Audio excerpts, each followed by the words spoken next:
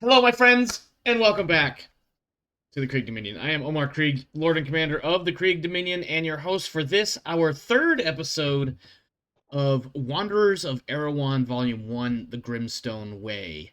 This is a Warhammer Fantasy role-playing game set in a homebrew world, and currently one of my players does not have a functioning computer. So we're going to have to kind of bootstrap him along in one of those makeshift litter sort of ways. I don't know. I figured we just hog tie him to a pole and then drag the pole along with us. I don't know. Let's take a very quick moment, check in with our two players, see what's new and exciting for them. Other than the obvious disastrous news of a not working computer. Darius, what's new and exciting for you, my friend?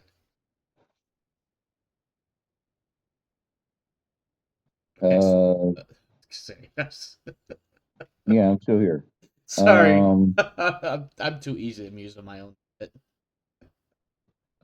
New and exciting. No,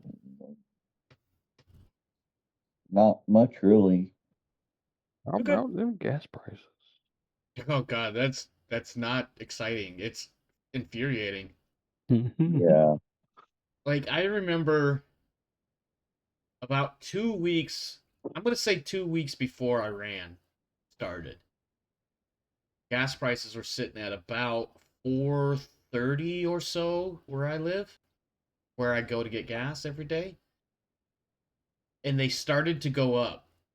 And they went up like about a dime, maybe 20 cents in the 2 weeks before Iran. So basically it was up to like 450 or something. Actually, I think the jump was even more. I've mentioned this before, I just don't remember.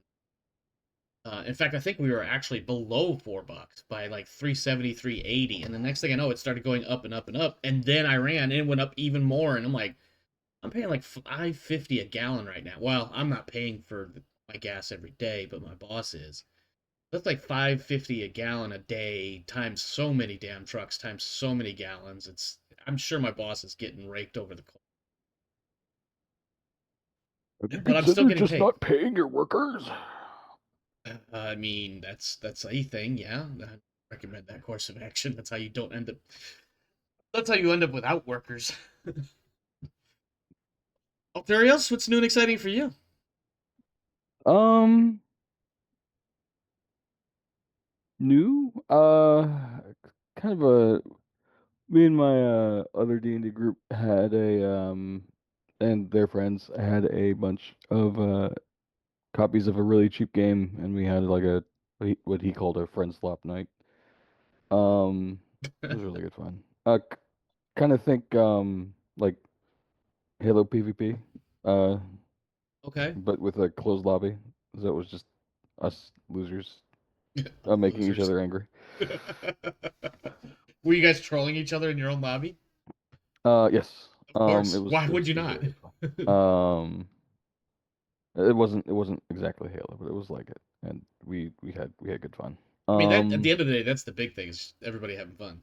Yeah, the most fun I've had with that group in a while. Besides the sessions we had together. Um, but yeah, that was new and exciting. I really wish I could stop yawning every 15 seconds. Uh, Sorry. Maybe we should. That was a little random, I perhaps, mean, but between that and his thing, maybe we should if you find a good spot to stop, maybe say maybe it's time to stop instead of pushing yourself. oh no, I'm fine. I do this like I'm yawning most of my streams because I'm like constantly talking and I'm probably not getting quite enough oxygen. If that makes any sense. And I am always tired. Like that's my secret cap. I'm always tired. You know what I mean? Like I always get just enough sleep to keep going, but I never get enough sleep to wake up fully friggin' rested. Even on the weekends lately, it seems like it's just like full rest. What's it? What is Ah. it called in D&D? Long rest? I don't know what that means. I get short rests. Is there a medium It- rest option? Because I feel like that's more accurate. it's not sleep, it's naps. It's pretty much. Uh, Um, and I really want to reply this text. What was I gonna say? Oh, I don't. You know what? I don't really have anything new and exciting for me either, to be honest. My son spent all of spring break playing Sea of Thieves. I'm pretty sure that was about, and he lived it up. And now he's back in school. It's a total night and day change in attitude and demeanor. Um, happy, excited kid, loud ruckusness coming from his as he's playing on his computer to now where it's just like it's quiet in my apartment right now. It's a little too quiet. What is he up to? Yeah, I definitely check on him when I think last night, in fact, I was supposed to have my Alien RPG game and nothing happened. At one point I got up and was like, "Hey, is everything okay? It's really quiet in here." Like super quiet. I was concerned. And I actually used the word concerned. And he's like, "No, I'm good. I'm all right. You're good. Well, let us begin our game. And before we do that, let me switch this over to the other view because they don't need to see just my face. They need to see the gray screen of nothingness. Oh, it just dinged at me. It's weird. Okay.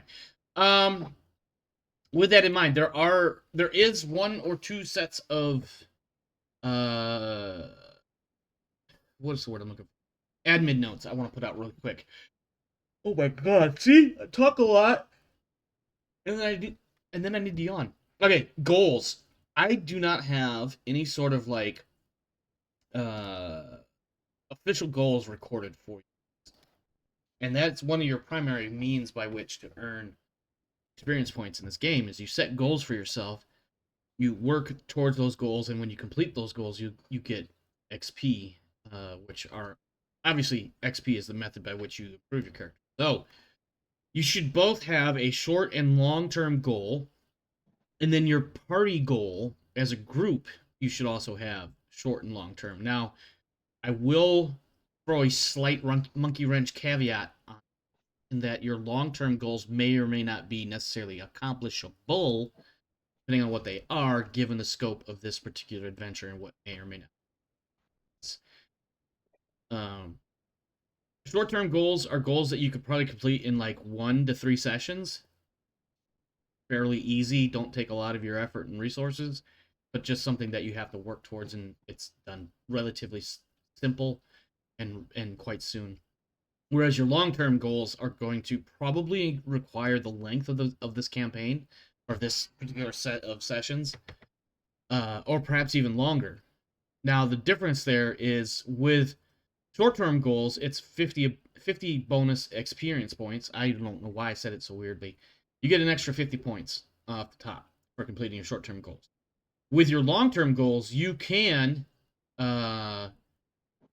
either take 500 experience points, which is an awful lot of experience points, or retire that character, and then half of the accumulated experience points that character has can be immediately applied to a new character that you would begin the following.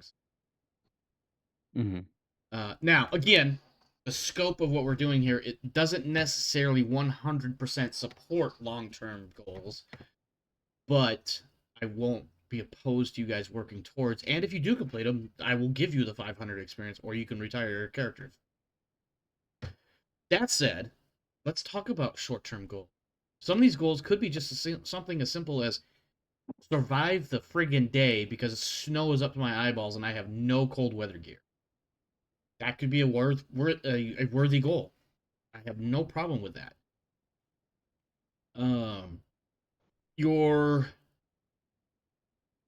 there was one more thing I wanted. So the goals you want to work for, like for instance, your player goals are goals that you want to work on for the benefit of your character.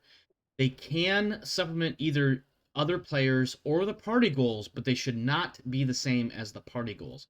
So, for instance, your personal goal of surviving for the day can apply to both of you individually, but cannot apply to you both as a group. Does that make sense? Because you would effectively score 100 experience points because you would get your personal goal and the party goal, and then that's just like it kind of defeats the purpose of having the distinction. Try not to double up on personal or short-term personal goals. Right. So, but now one thing you can do is hold on. My brain decided to have a thought and then it immediately tangentialized onto it. So what you could do is with a party goal, you have this thing that you want to accomplish. With an individual goal, you have this thing that if you accomplish it, it works towards completing party goal. Mm-hmm. Or vice versa, depending on how you want to look at it, or what kind of person your character is. A self-serving character might be like, well, my personal goal is this, but if I help the party do this, maybe it'll help me get this done too. That sort of thinking. Um, the other thought I had too is, of course, with short and long-term goals. If you think of a long-term goal, perhaps your short-term goal should be some stepstone along the way to completing that. Food for thought. You don't have to go all in on that. I do need some goals for you though. I don't want to put you too much on the spot because it's kind of last second thinking. I know I mentioned it once or twice in Discord previously. I just never actually followed up with it, but now I have it in my notes to I'm going to hit them with this. I need answers. That might have been a bit more aggressive than I meant for it to be. That's my new phrase of the day lately, it seems like. I apologize. That might have been more aggressive than I meant for it to be. I use it a little too often. Maybe I do need to tone it down. It fits with like Rogue Trader and stuff. Because you should be hitting rival with a bunch of things. Yeah. Yeah. I had a personal goal in mind and a long-term goal. Okay. The short-term goal was initially getting a bow. Getting a bow. Okay. He didn't start with one. Okay. He's got a decent bow skill, The and ballistic skill. and being out in the wilds a lot and not really wanting to stick around civilization. Hunting is kind of a necessary thing. So, I mean, especially in this case, hunting is literally your bread and butter in survival. So without any food, after about another day or so, you're fucked. So, that was a short-term goal. Yeah, sorry. And the long-term goal was finding his own slice of land that he can. Ah, yes, that's right. You did say something like that once. Finding your own land. Call your.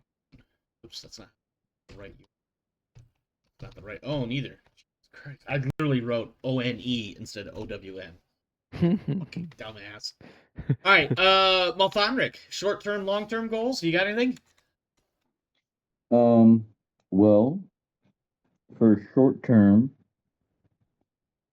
I definitely want to progress my wizardly leanings. Okay. Long term, I want my own tower. Okay. When you talk about progressing your own magical powers, and I assume you mean acquiring new spell knowledge and things of that nature, Yes. what would be something indicative of that you could throw onto a pedestal and be like, that's what I'm going to work for next. That's the next thing I want to.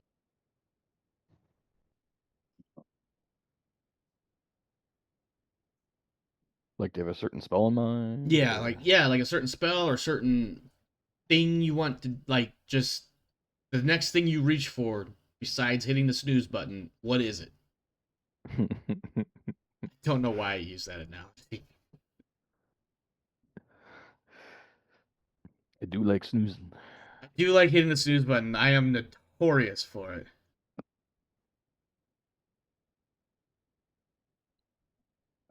Thinking.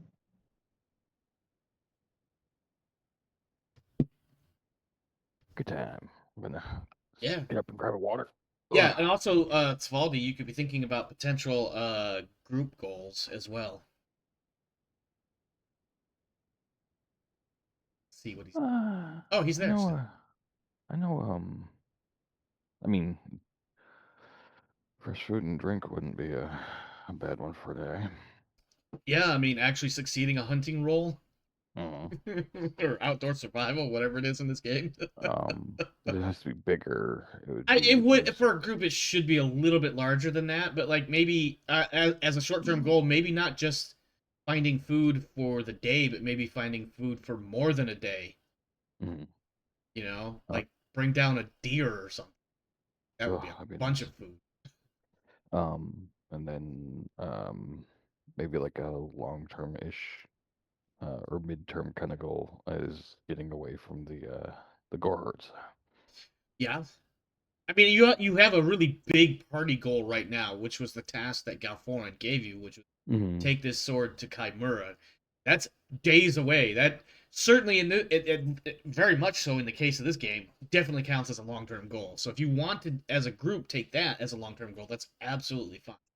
Yeah, that's a good one Mm-hmm. because that would also be a D&D milestone. Yeah, like I wasn't trying to force that goal on you, but like as a task for the purposes of this game, Mm-hmm. that is a thing. So if you wanted that as a group, that's totally okay. I just didn't want you to feel like you had to take that goal. But I could definitely throw it down there. Take that Yeah. sword to Chimera. And then as a short-term goal for the group, I assume acquire food and water for more than just a single day. Is what I have. Is that cool for the both of you? Mm-hmm. Yeah. Darius? Yeah? Okay. And then yeah, in that case, Darius, I just need short and long term for you. Long term you said you wanted a tower, so I'll throw that one down. Acquire success. Okay, and then just short term. I forget off the top of my head. I know you have to spend experience points for spells to gain new ones. Is there that stereotypical roleplay angle of must know somebody to teach you that spell? Do you remember? List I don't know. magic rules is on. Second sight spells.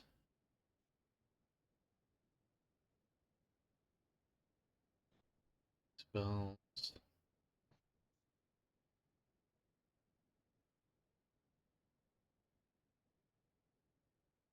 So maybe as far as like gaining more magical power, hang on.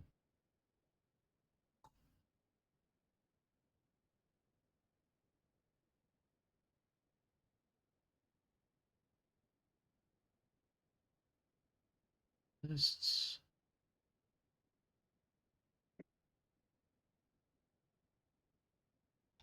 Where was? Oh, it was in talents that explained if you spend experience points, you get new spells or something. That wasn't it. Pretty sure. Number two. Etheric attunement. Arcane magic. Okay, you either study one of the 8 arcanes or practice the rest or no. If your intelligence bonus further, you may not learn. If you have arcane magic, you can also one full rules for learning new spells are provided in chapter 8. No, they are not. They are not. What? Let's see. Hold on. They are. I just missed the spot. Language of magic. Let's see. For reasons in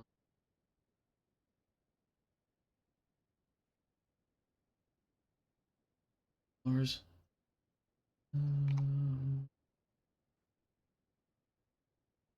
Okay. So I think obviously this requires your approval because I don't want to speak for you, but maybe learning a new or acquiring a new spell place into your book of spells be a short-term goal.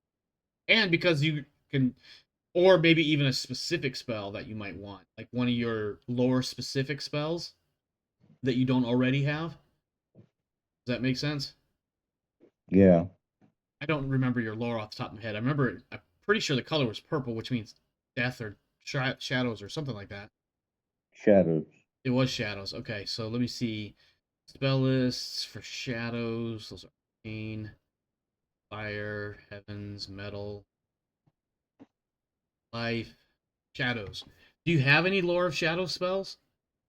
Not yet. Okay. So yeah, let's do that. Let's not terribly difficult for you to acquire one of those. So acquire a Lore of Shadow spell for spellbook. And then I, as the GM, will have to find ways to support that. All right, cool. So I've got goals for everybody and everything. All right, so previously on the Grimstone Way, escape! The players avoid a grisly demise at the hands of the Ungor attacking the doomed town of Pelath Light thanks to the sudden intervention of Roland, a new acquaintance made earlier in the day. Taken to Galforan, the town's mayor, the heroes are given a sudden new task: deliver a sword to the Thane of Kaimurag, Durak Tharfark, and warn him of the coming of Thassa Murgalad, a known mage of dangerous powers. They so far have survived their first night, first day, and second night, but many miles still remain between them and the safety of Kai Murag. So, it's morning. I will give you guys a brief moment to interact as you wish with yourselves and, of course, Roland, who is there with you. If I recall correctly, the fire had gone out at some point during the night, unable to rerouse it. So it is morning. Yes, I remember now. Yes, Svaldi had the opportunity to say something along the lines, "You stupid Southerners don't know how to make a fire," or something like that. Don Neorn don't know how to survive in the wild. Something like that. But I will give you guys a moment to interact with each other and Roland as you wish. Of course, as a refresher, you really don't know a lot about Roland, and he's not been a very talkative person either. He's just kind of been more of a supporting character, which is intentional, but he is there for, interaction as needed. I'll give you guys a moment to figure out if you want to do that, or we can move on with regularly scheduled things. By regularly, I mean I prepped this. My character's not great at small talk. Sure.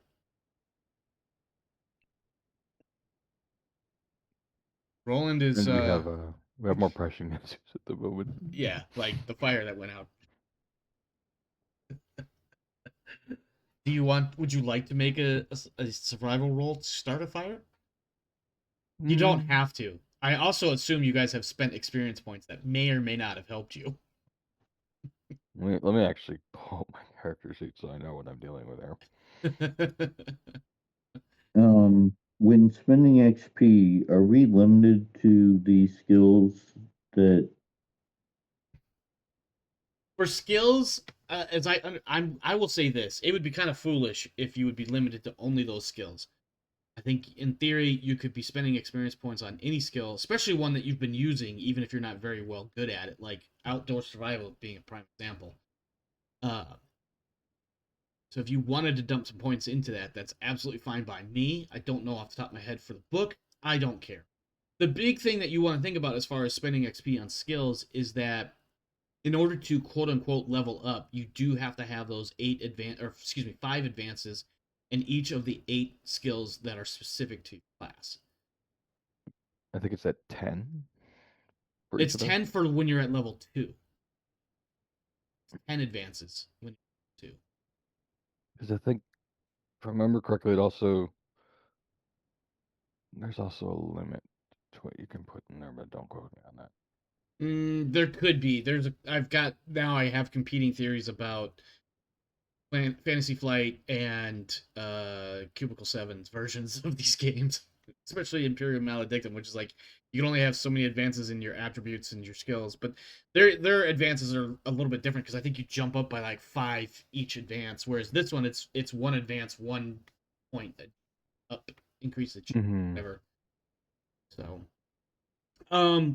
that said, we are back on the question of: did you want to start a small fire for the morning so you can at least have some warmed up trail rations?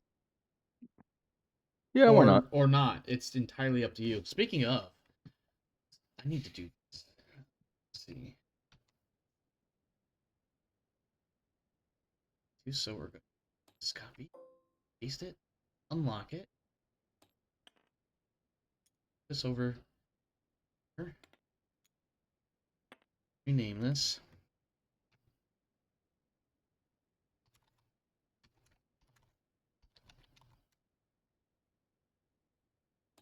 Not how you spell no boy.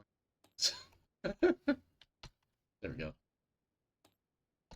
Collective rations. Oh, it does get more expensive the higher it goes, though. Okay. All right. If I recall, how many rations do you guys have in your on your character sheet? As We far had as like, go ahead. we each found one. Okay. Did you start the day with it, or start your character sheet with one? Like, for instance, my character has 1 day's rations. Not my character, Uh, my GM. I believe we found that one.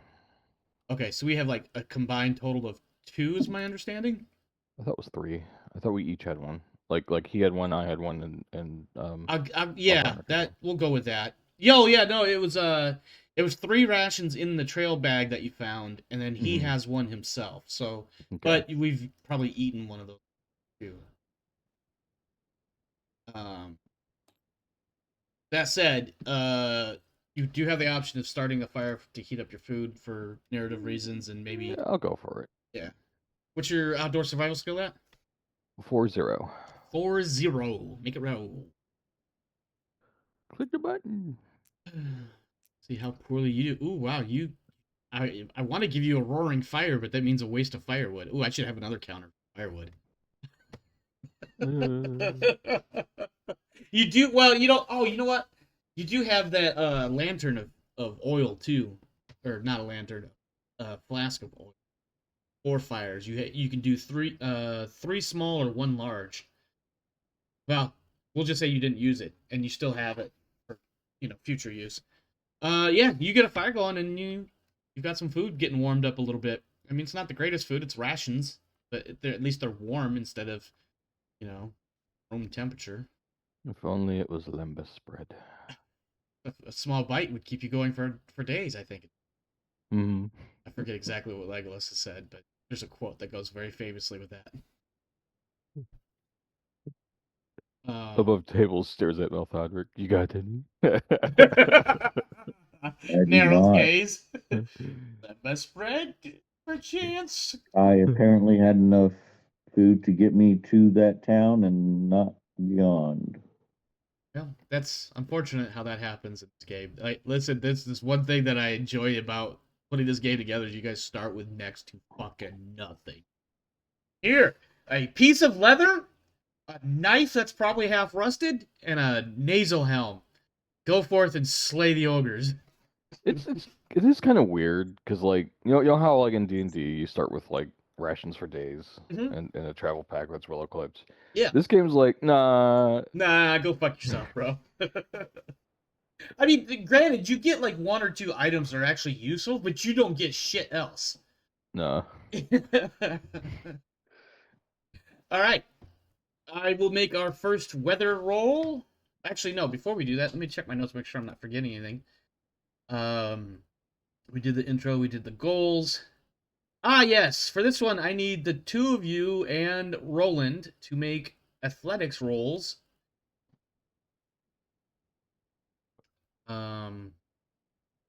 Second, I'm gonna do something silly here.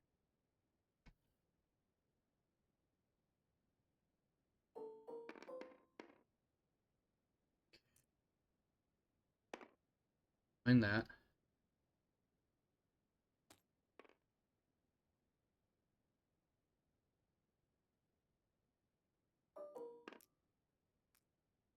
I know what I'm doing here. Just these are gonna be negative success levels, basically.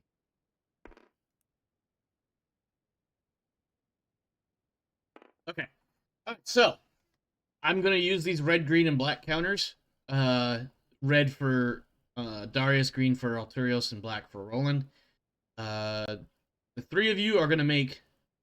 The 3 characters are going to make athletics rolls. I know you have a horse, but obviously, if one of y'all tries to ride on that thing and make a riding check, you're gonna haul ass away from everybody else.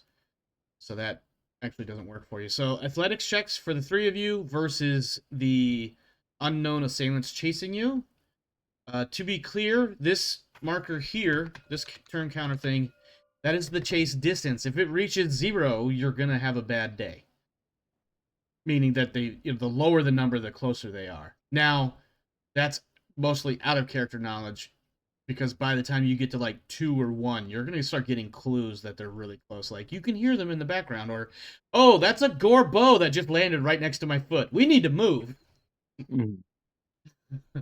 That sort of thing. So, uh, let's start with Darius because he's the one without his computer at the moment. Darius, what is your combined athletics score, please? And why I say combined, I don't know why I say combined. Your athletics score. Athletics is 46.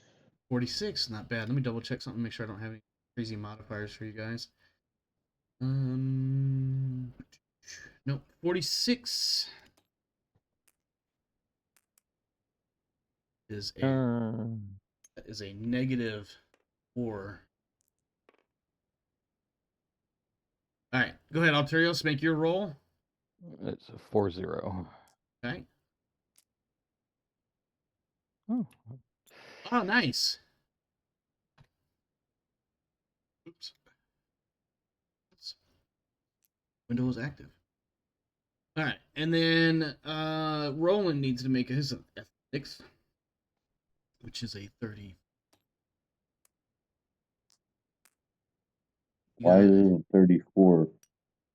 Sorry? Oh, you said Roland. Yeah, that was Roland's. He did not pass or fail for some reason. Is it locked? Oh, because it doesn't read 0 as a. No, it doesn't. It's stupid. Forgot about that. Okay, and then your adversaries.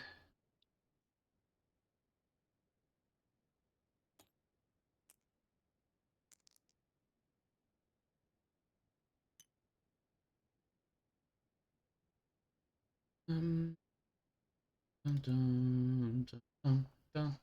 That number's supposed to be. It is what it is. Okay, give me weather roll. Roll both of these 2 dice over here. Please and thank you. We got 9 precipitation, 9 temperature. All right, let's start with precipitation of a 9. Clear blue skies.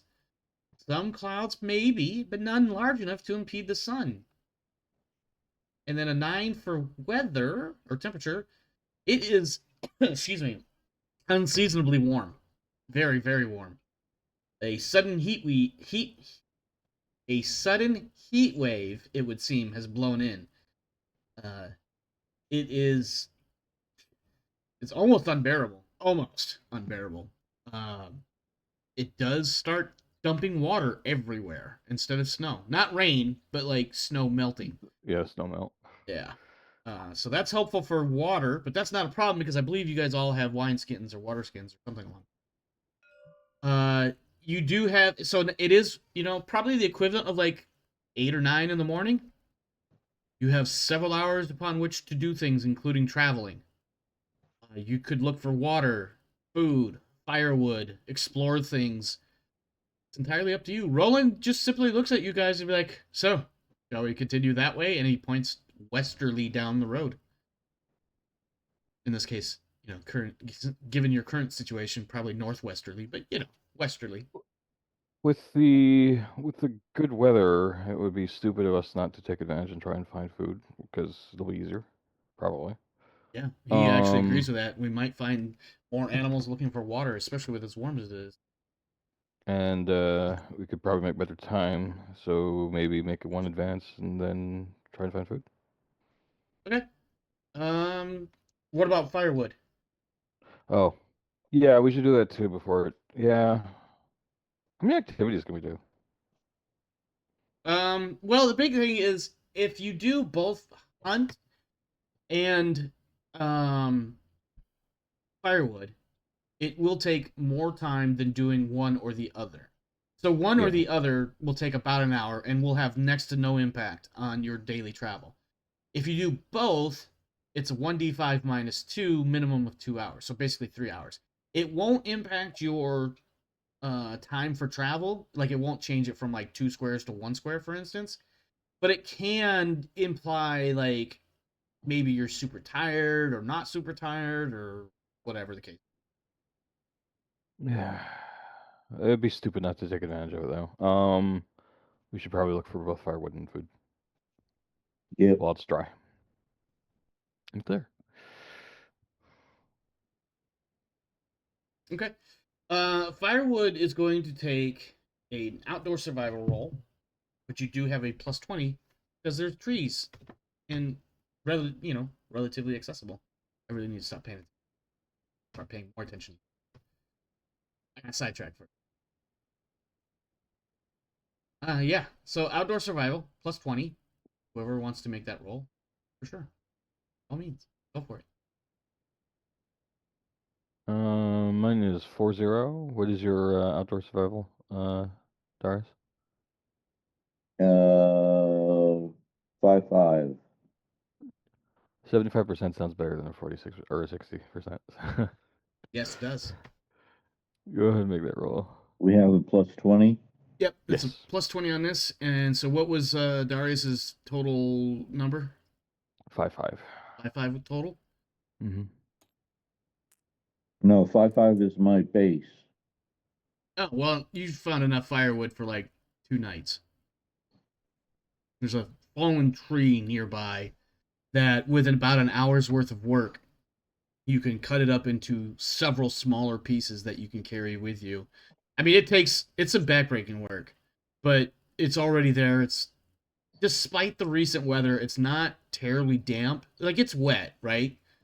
But it's not like soaked through or anything. So getting it to light won't be that much. Now, would you like to continue movement, or would you like to attempt to acquire food? I'd like to acquire Food. food because I'm staring at that rations counter. Okay, this is an outdoor survival, but it is challenging. Plus 0. And then this will require. By the way, I misread my rules earlier, or my notes. If you spend more than 4 hours doing something other than moving, it will reduce your travel time and thus your travel distance. Okay. So it'll boil down to what that 1d5 minus 2 roll is, which obviously the highest you'll get. It's basically, yeah, never mind. It's you have to hunt, find wood, and have something else that takes up a bunch of time in order to be delayed. Otherwise, you'll get your full 2 square movement. Okay. On the road, that is. If you're not on the road, then it's just 1 square at a time. Do you want to make this roll too, or do you want me to do this one? This was you looking for food, right? Yeah, I'll roll. I rolled because it was Darius looking for firewood, or collectively representing him. You can I'll afford spend a it? fortune to make it a 50. Okay, so well, what that does actually is it increase it. So I'll allow the plus 10 from that, but what it actually does is if you have 0 success or more, it adds another level of success. Oh, okay. It's not specifically a plus 10 like it is in Rogue. I do believe you succeeded though. That is that point 2 successes, yeah. Okay, so that's going to give you. I'll give you 2 rations for the 3 of you, which will get you through today and a good bit of tomorrow. Now you still can take another hour later in the day, perhaps. I'm gonna roll 1d5 minus 1, or excuse me, minus 2. That is 5 becomes 6 is 3, so that takes 2 hours, and it doesn't really impact your travel time. So you will get the 2 days. I do need another weather roll because we have progressed basically till about noon. Okay.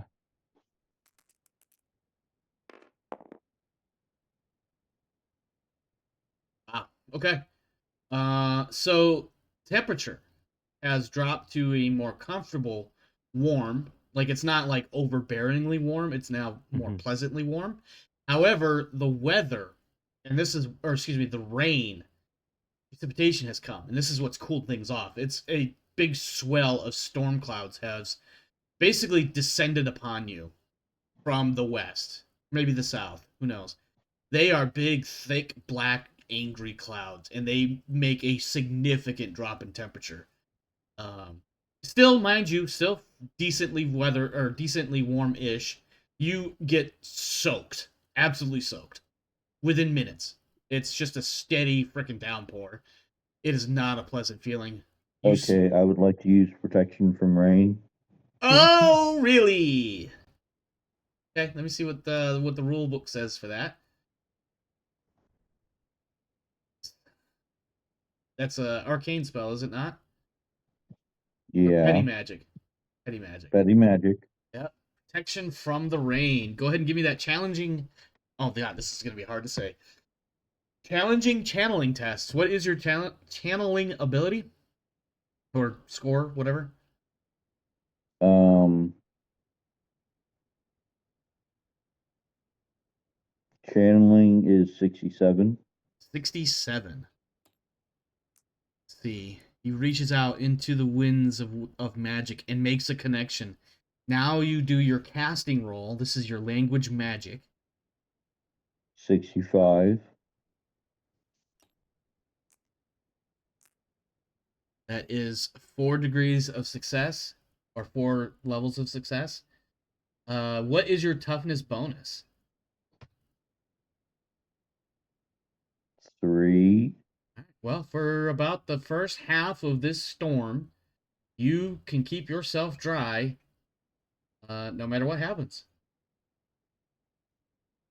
As long as you don't actually go into water, you can stay dry.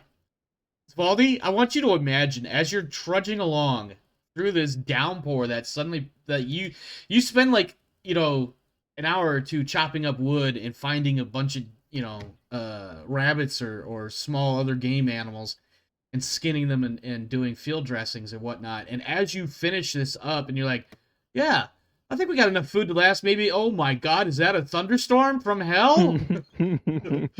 And it downpours, and you're like, "Fuck, this is bullshit." You don't even have to put the fire out that you guys had started, right? The rain dumps it. Does it for you. Yeah, it does it for you. It snuffs it out within like 10 minutes. And all you see is just a pile of soggy ash crap, and it's just smoky. You're soaked like within 10 or 15 minutes. You're like, "This is bullshit on planet garbage. This is in the galaxy of fuck this." Right? And you're just like, "This is some bullshit." Roll, and it's just like, yep. And then it was Tuesday. As he tries to pull his little, like, I don't know, he's got a cloak or something. Hold on, let me see what he's got in his inventory. Yeah, he's got a cloak, so he's trying to pull, like, the little bit of a hood up. But, like, the wind rips it back down as soon as he gets it up, right? And so he's just like, God damn it. Gods be damned.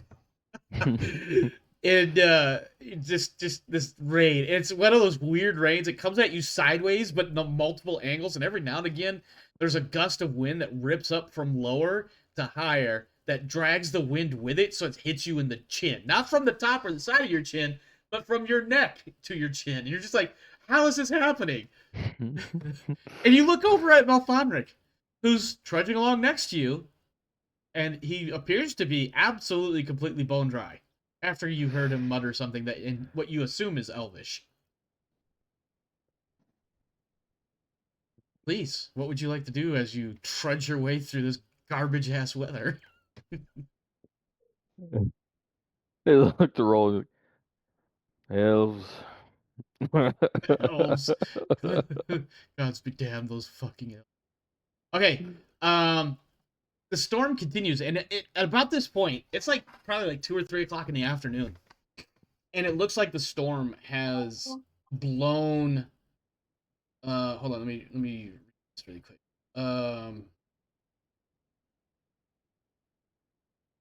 So this weather has completely covered the road ahead.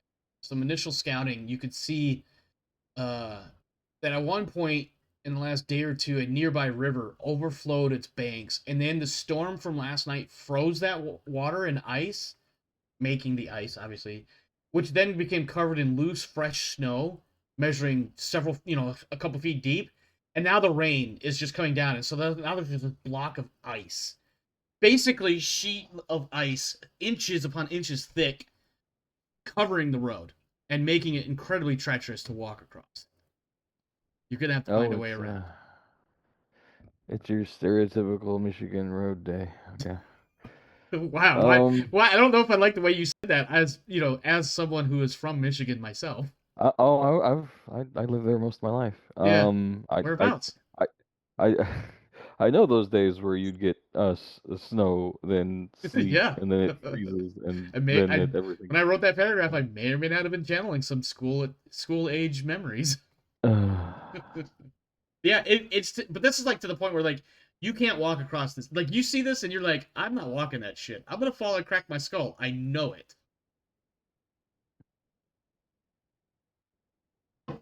And Mm, even Roland's like, nope, not stepping foot on that shit. Gonna have to go around. And he starts looking left and right of the main road. Yeah.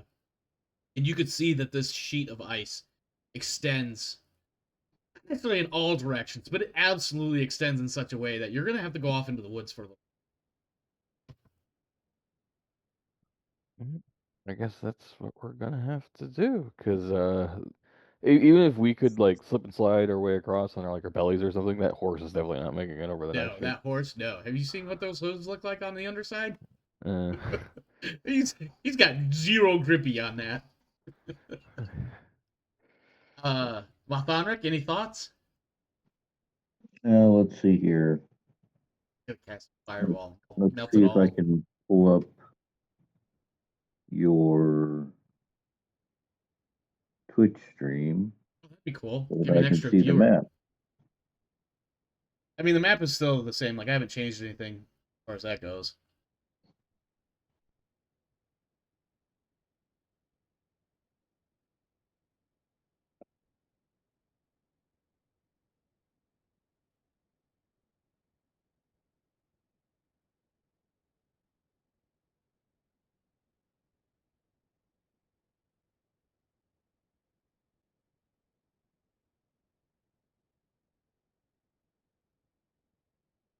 Give me just a second here. Mm-hmm.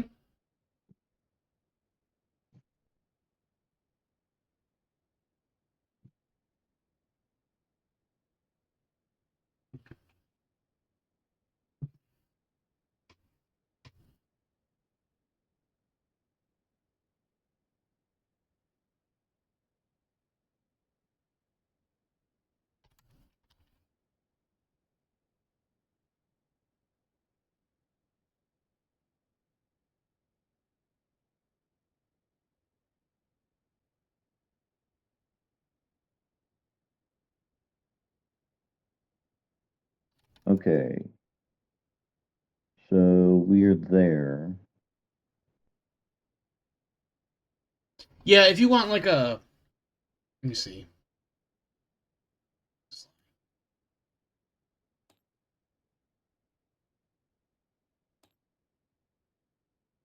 And what was the question?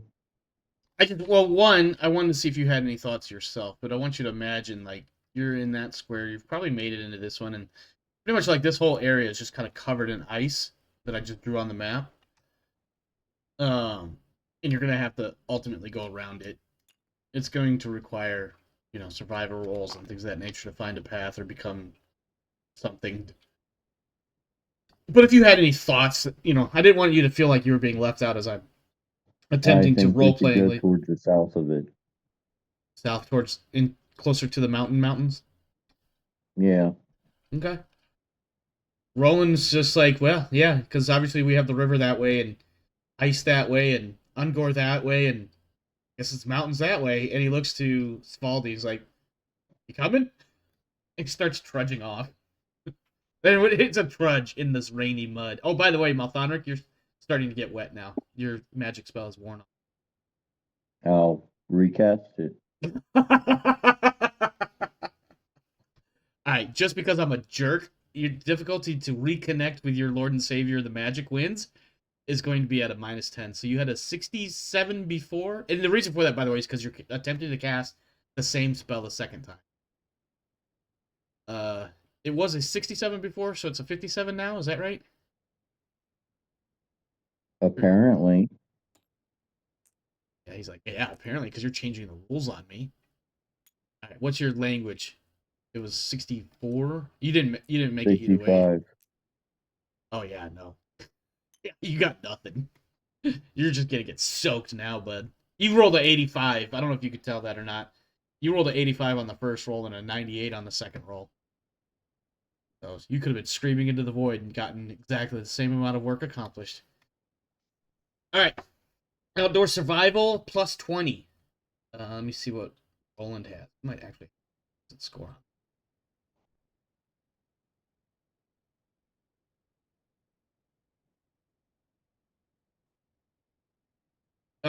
Okay, so one of you guys can attempt to scout around and find a relatively safe, easy-ish path.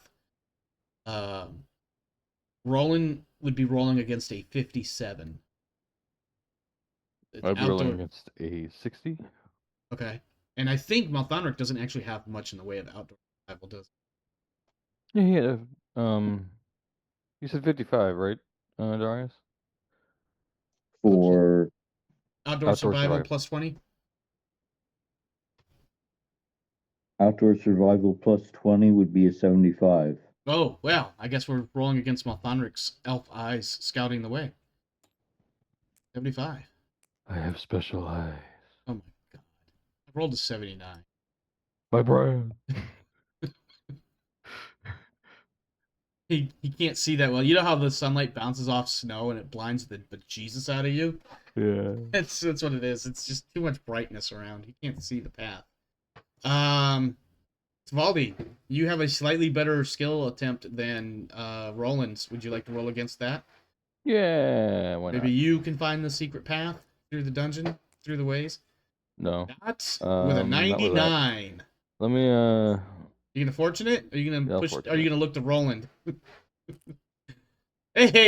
Hey. All right, cool. You ultimately find a way through. It's a bit wow. It's a bit difficult and a bit treacherous. There's a few points where there's definitely some slippage, and somebody definitely falls on their ass at some. Who it is? My kid in the background. Wow, that definitely made it on the stream. Good job, bub.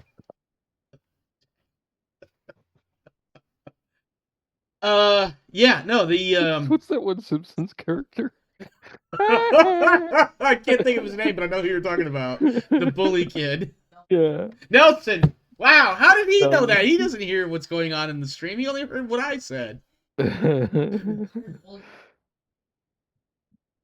Oh, Jesus. Okay. You keep it down over there and do your homework or whatever it is you're about to do.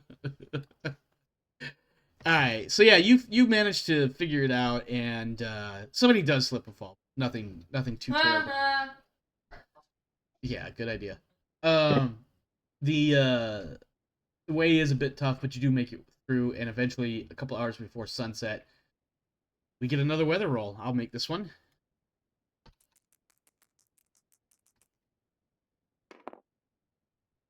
What do we got? Temperature 4, precipitation 8. That doesn't sound horrible.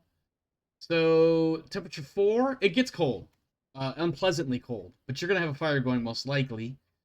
The problem is, of course, you guys are all soaked, so that cold temperature is really hitting hard. Shivering, probably, as you're trying to get the last little bit of firewood put together and put some flame to this fire. I'm not going to make you guys make a roll for the fire because you have the wood, you have the oil, you have the... An 8 on precipitation, gloomy. It's overcast. The storm hit during the day and just absolutely just dumped. It dumped. Like, probably like a foot of rain. Probably even more than that. But as it passed, it kind of lingers as a fog. A gloomy overcast. I could have spent some time and figured out like phases of the moon and shit, but I never did.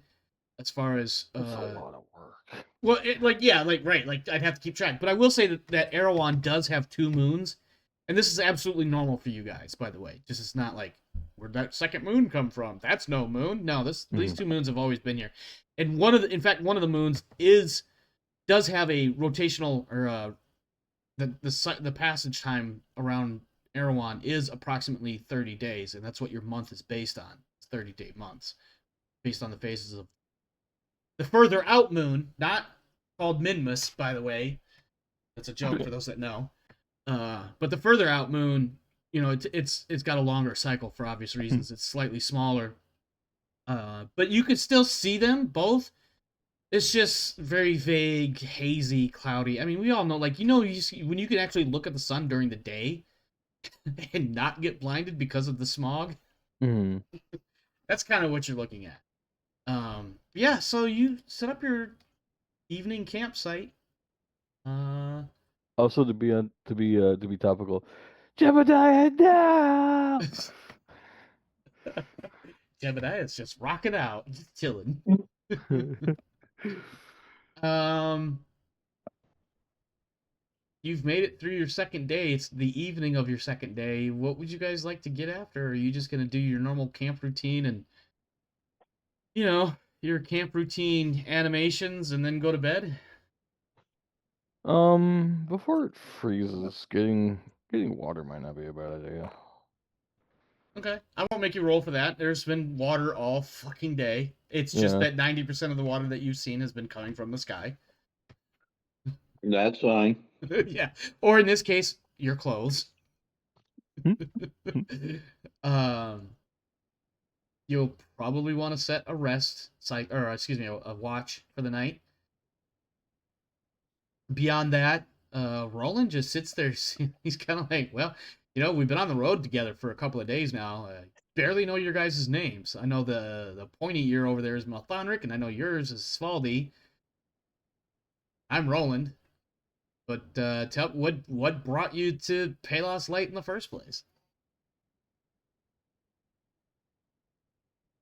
I suppose you could say opportunity Opportunity, like job? of sorts.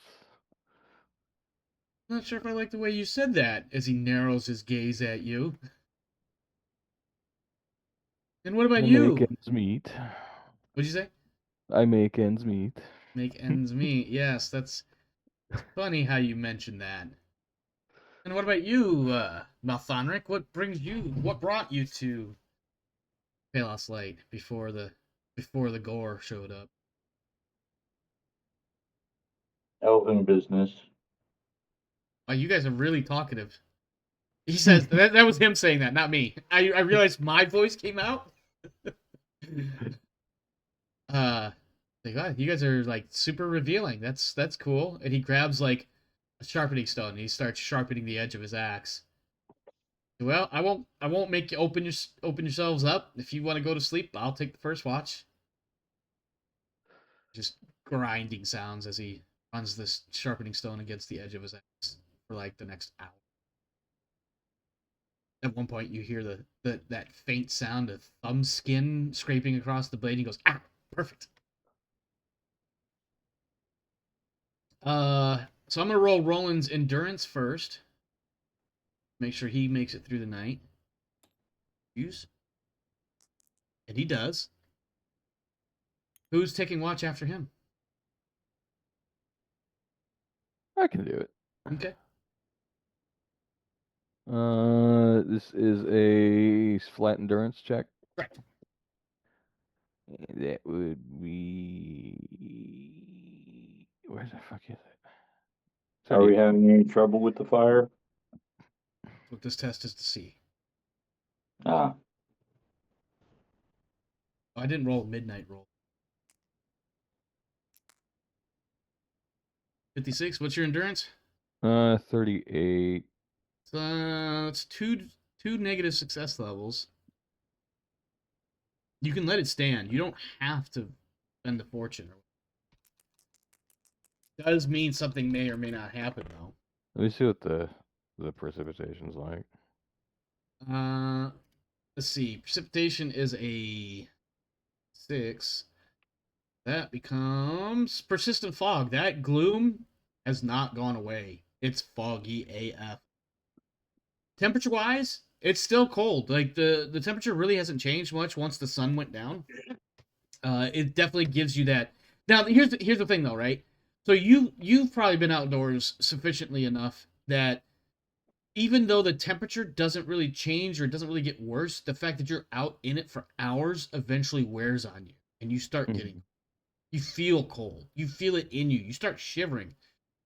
And in this case, because you failed the endurance, you notice the fire's going down. Like it's just not burning right. Not necessarily anything crazy, magical, creepy, twisty. It's just not. catching right. Like maybe some of the wood didn't get a good chance to stay dry. And so the fire is now at, if it was at level 3 fire, it's now at level 2 fire, and you can't seem to figure out how to get it back. I Kind don't of know sit if there that a makes bit, any sense. with a stick and like, you know how you rake the coals at the bottom of the fire Yeah. to try and stir it up again? It's not doing anything. Just Yeah, kind it's just like nothing's working. It's like once you think you got it, like a gust of wind comes and just defeats everything you work. I need you to take the fatigued action Okay. for the rest of Is for the there next day. a Fatigued is this. Find it again. There it is. You are exhausted and stressed, and certainly in need of rest. You suffer a -10 penalty to all tests. Removing a fatigue condition normally requires rest, a spell, or divine effect, though in some instances, such as when fatigue condition is caused by carrying too much encumbrance, simply changing your circumstance can remove. In this case, though, it's just the cold, the defeat of the fire, and the fact that you rolled poorly on your endurance. You are going to be fatigued until the next evening. So -10 penalty to all tests. like D&D exhaustion? Yeah, pretty much. Or Alien RPG stressed, except it's not.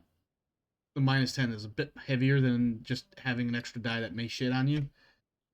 You didn't get far You enough to have to deal with that. Oh. Yeah, and one other thing too is like you would think that just going back to bed you'd get some sleep and you'd wake up refreshed or at least better. You don't sleep very well. Something about the doom, the gloom, the cold, the fog, and the fire that just whooped your ass. It messes with your head a little bit. You don't sleep so well. You get one of those sleeps where it's like you feel like you're half asleep but half awake, and the next thing you know, 4 hours goes by and it feels like you didn't sleep at all. The bed rolls on top of one of those. You know how sometimes tree roots come up with a Oh knot? yeah, yeah, yeah, Oh, absolutely. I've slept on one of those before. Oh, it's so uncomfortable. So uncomfortable. Even when you try to use it to your advantage, it just doesn't work. Doesn't work. But fuck it, I'll just use it as a pillow. And then you're like, well, now I'm cramped against the other side of the tent. All right, I need Malthanric's endurance roll. What is your endurance?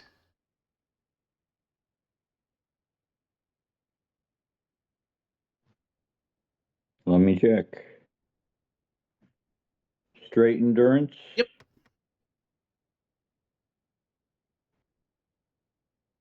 32. 32.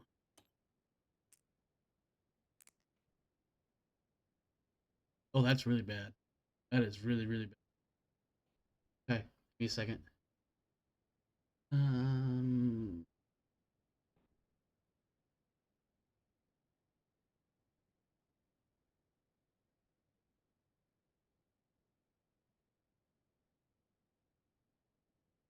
I have to say that's sort of an interesting trade-off where elves get a lot of like skill boosts and yeah, but like absolutely no fate, so they're forced to take whatever dice rolls they have unless they really, really, really, really, really need to get out of there.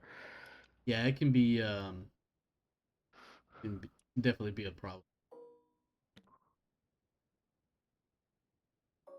Unfortunately, during evening hours, as Malthanric struggles to keep the fire going, struggles to stay alert, struggles to not.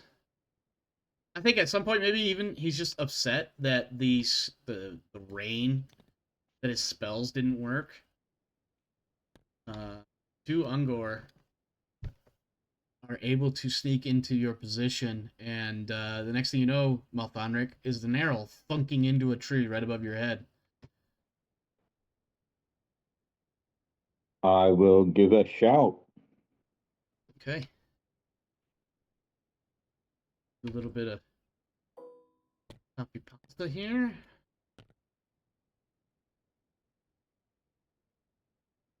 Oops.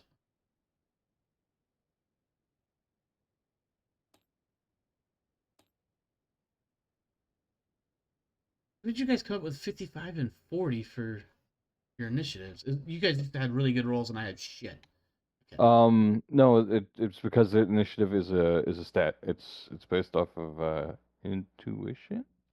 It's initiative, It's 24 is what Roland has. You guys must have just had really good roll stats. I had a 55 for mine. Yeah, that's what I'm saying. Yeah, you got 55 and Roland has 24.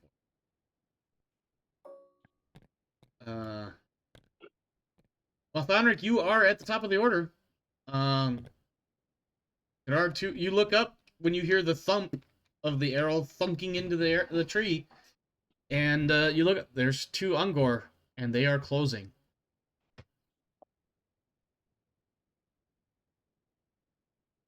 It is your turn, friend.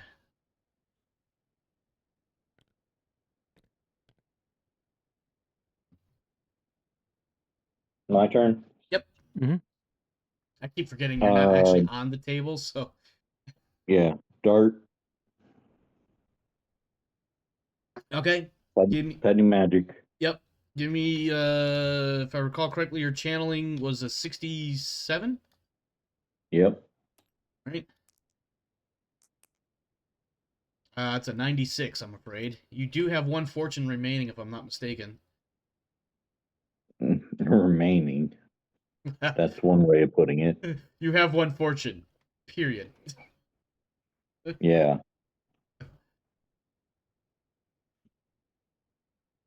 No, it fizzles.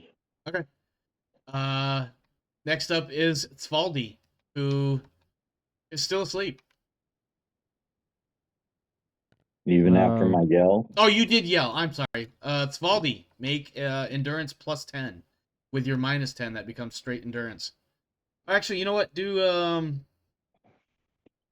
willpower, but it will cancel. The minus 10 is canceled out by a plus 10.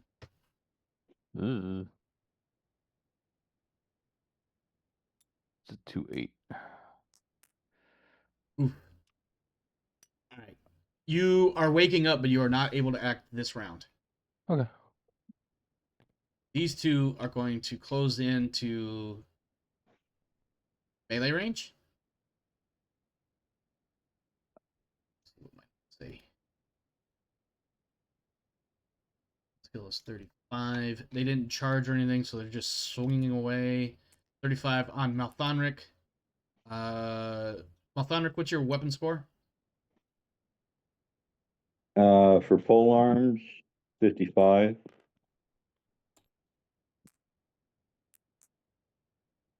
Okay. You take 2 degrees of success.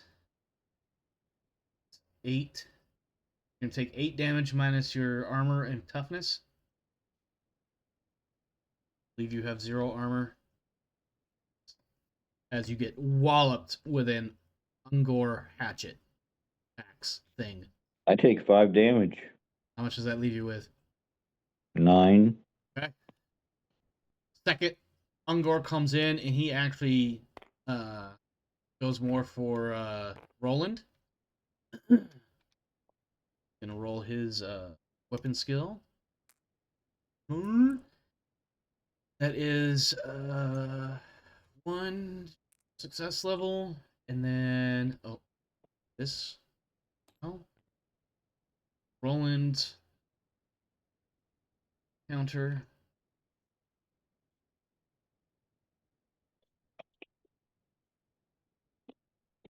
You know what? I said weapon skill, and it should have been your. Did you? When you told me your weapon score, did you give me your weapon score? Or did you give me your melee basic or melee quarterstaff? I should have. I did melee pole arm. Okay, all right, you did the right one then. So this is 2 degrees. That beats him. That takes this back to 0. The second Ungor comes in and just like you hear a crash of metal on wood, and out of the corner of your eye, you see Roland has like rolled out of his sack somehow, snatched up his broad-headed axe and brought it up in such a way suddenly to catch the Ungor's axe and deflect it away from him. And then now it is Roland's turn himself to make an attack on that same one. Unfortunately, to not do.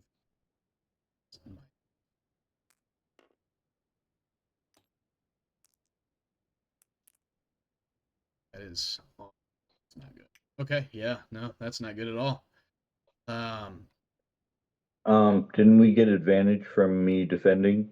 No, never mind. Yeah, I think it netted back out to 0-0 for advantage. I've been trying to keep track of it with my new understanding of all that. It is now back to you, Malthanric. I almost said orc. You have an Ungor in your face. Roland has an Ungor in his face, and Svaldi is trying to get himself roused enough to get out of bed. Drain, touch. Okay. Channeling 67. Yep. That is a success. 64 was your casting or your language? 65. 65. That is a 73. Would you like the fortune or would you like to not? Nope. No fortune. Okay, you touched him, but he basically bashes your arm away. Svaldi, Yeah. it is your turn, sir. You are able to get up and moving. You don't need to make any further dice rolls. You're able to get up and move. I want you to imagine you're like really slowly coming to. Like, it takes a while. You open your eyes, and the first several times you blink, it's just blurry vision. You hear the sound of an arrow thumping into wood. You hear the crack of an axe against the side of Malthanric and a grunt in pain. You hear another crash as an axe is blocked by yet another axe. And then you think you hear Malthanric speaking in some language that seems really weirdly like rhythmic, but yet dark, weird guttural sounds, but also fluidly moving sounds. It's really weird, difficult to explain. But then like you finally come to enough to realize you're under attack. There's two Ungor at ridiculously close range. Okay.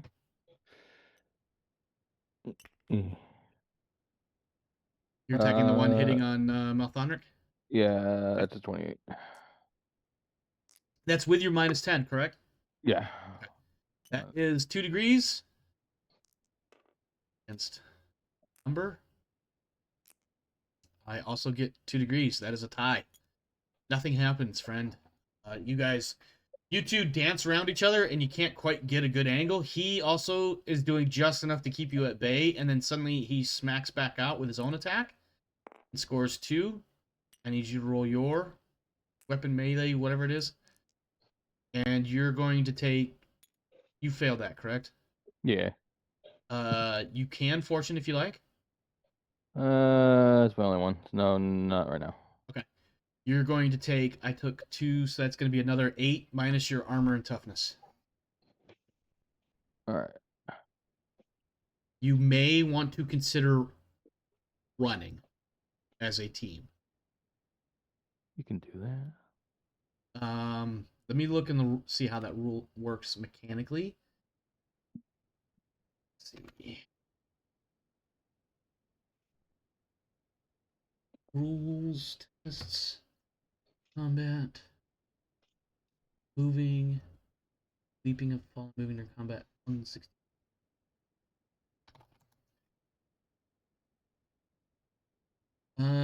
We don't have a grid or a map or whatever that we're actually fighting on, so we're kind of... What's the word I want? Oh, flee! There we go.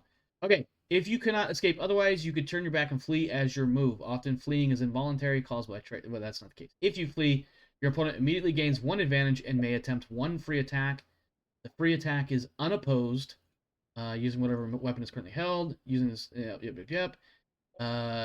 If you are hit, your opponent gains +1 advantage.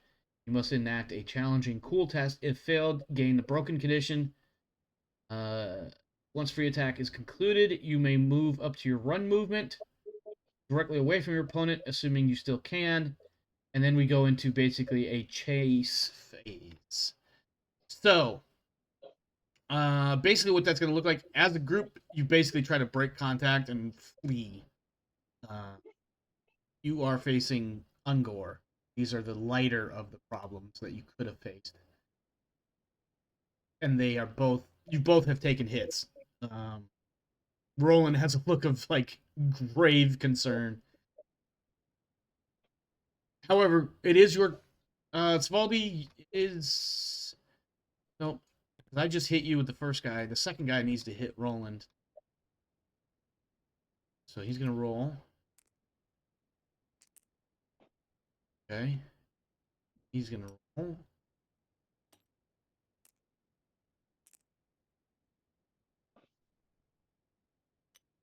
Okay, they both missed.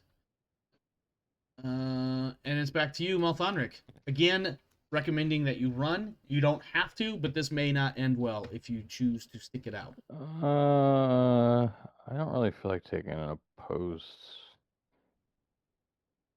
unopposed melee hit.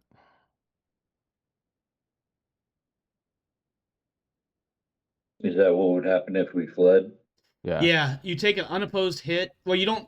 Let me rephrase that. You take an unopposed attack. If you hit, you might be broken. If you are not hit, then you just flee as fast as you possibly can. And hope that you can get away from them. At which point you then become in the chase scenario, which is you rolling athletics versus each other, and whoever has better result or less result, whatever, changes the distance. It's similar to the extended chase that you're doing with the large group of gore. It may not be, I'll tell you out of character, these two are not part of that main group that's hunting you. These are just two randos happen across you because you guys failed. So what it looks like is that if we flee, Mm-hmm. You get one advantage. Mm-hmm. And then you also get a +20, making your to hit +30. That's not happening. I'm, No. I didn't think it added up quite that high. I could have Well, misunderstood it myself, but because advantage is a passive +10, yep, for one. and then as you're throwing caution to the wind, your gains a +20 to hit you. So that is a Oh, I didn't see total that part when +30. I was skimming through that. I see that. Yeah, that is a +30. Oh shit. Yeah, Yeah, So I'm that's just not wise. gonna bonk it yeah. or not. You might want to find ways to get your odds back in your favor. What was that roll Gonna for? try drain again. It's- Oh, you're just rolling for shits and giggles. I know yeah, what you're doing, Alturios. You're trying to waste a roll, so when it comes around to you again, you have a decent one. I thought it was my turn actually. All right, you're trying drain again, so it's going to be a 60. Oh god, 67. Yes. Mm-hmm. That is an 81. Is he gonna bat your hand away? Because I feel like that's the answer. Unless you want to spend your last only fortune.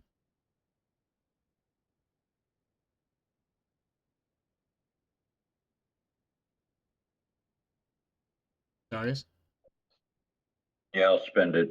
Okay. I will re-roll. 67. That is a success. 65 for language? Correct. Yep. That is also a success. Let me see. Ah, shit, I don't remember how much damage. Remember the It's page. it's just start, except I also gain a health back. Yeah. It's just 1 point for you. Excuse me, 1 point for health for you. Magic. Spell, petty spells, 240. Dart is a magic missile +0. Yep. So Yeah. magic missile is where SL plus your willpower bonus. What's your willpower bonus? 5. Okay. And then your success was 5, so that's 10 points of damage reduced by target's toughness and armor. Toughness. Not armor. Uh, for magic missile, it's well, hold This is on. drain, not magic Drain No, missile. drain you ignores might. armor points. I think you actually are. Let's see. Drain. Oh, I was looking at dart. That's what I did. Ignores armor, so it is against just toughness. So 10 points against toughness. Their toughness bonus is. Okay, so he takes 7. 7 wounds. And I'm going to give you some advantage because you outnumber him and you succeeded your. Well, it wasn't an opposed test, but that one is particularly outnumbered at Svaldi. You see, you hear Malthanric in that really weird, difficult to understand, explain language chanting again, and then he reaches over and he zaps this guy. You literally see what looks like static electricity shock. You know, sometimes even occasionally you get that little blue arc when you touch something and zap yourself with it. Yeah, you actually see that spark. I imagine that is part of the game It now. wouldn't be a spark so much as it would be like Oh, but shadows coming yes, from him to me. yeah, you see like this like it looks like a spark, but it's all black, which is really weird because you could see it even though it's nighttime and very limited That's light. weird. Yeah, Well, it's, I better bonk him before he gets any ideas. or maybe just crush his skull with your axe. Hey, cool. What was your target number? 28? 27. Yeah. 27. Okay, so that's that way. He has a number to roll against. Unfortunately, he beat you, and now he's going to beat you as he rolls again. And fails. So it really doesn't matter. So you actually won that contest, so that changes the advantage. So when Roland rolls, he'll be rolling with a plus 20. It is the second Ungor's turn now.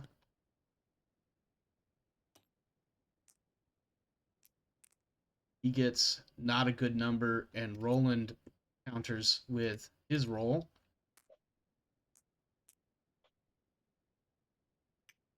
Does slightly worse, but it's okay because it doesn't change the advantage. Roland now attacks with a plus 20. Ooh, that's 5 levels of success versus their not so much. So that's going to be another advantage for you guys. That's going to be 5 success plus his weapon do plus 7, so that's 12. This one, let me see. Nope, wrong one. You can see out of the corner of your eye, that one actually dies. More. I'm gonna double check that. I think it only goes up by 1 for defeating one of your opponents. Rules. Moving combat. Advantage. Advantage 164. Let's see. Winning. If you win an opposed test, +1. Victory. When you defeat an important NPC, gain 1. Subduing a party nemesis is 2. Maneuver. If you win an opponent without engaging in an opposed, nope. Oh shit, if you wound an opponent without engaging in an opposed test, you gain +1 advantage. I think I gave you that one though. Alright. Malthanric, it's back to you. You have a +40. As you see that there is now one. Actually, no, I take that back. I need to make some sort of morale test here. Give me a second. Because this dude showed up with a partner and just took a big fucking blow watching his friend die. Give me just a moment.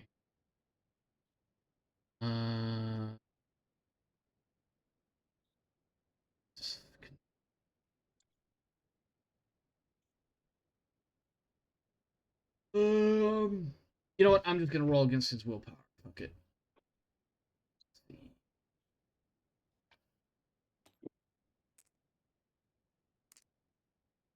Nope. He breaks. He runs.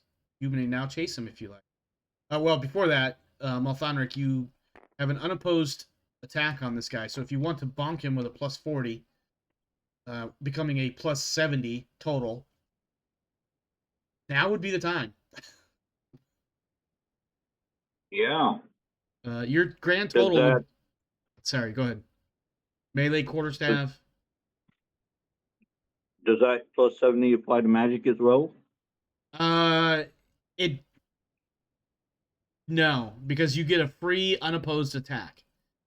So you would get it if you attacked with melee, but if you're going to do a ranged magic attack or a ranged touch, no. Ranged, Jesus Christ, I cannot speak. Hang on. Let me just ask this. Do you want to bonk him with your stick, or do you want to throw a spell at him? Whichever one gets a plus 70. Well, the stick will definitely give him the plus 70, or give you the plus 70. And quarterstaffs probably have something like, well, we'll talk about damage in a second. What is your melee quarterstaff? Hold on. 55. Oh my god, I rolled a 9. Alright, yeah, he dies. You could see Roland chops the other dude's neck, like, almost clean through, right? Not quite separating the head from the chest. The other Ungor sees this as he gets sprayed with a gout of, like, really thick black, almost motor oil-like blood.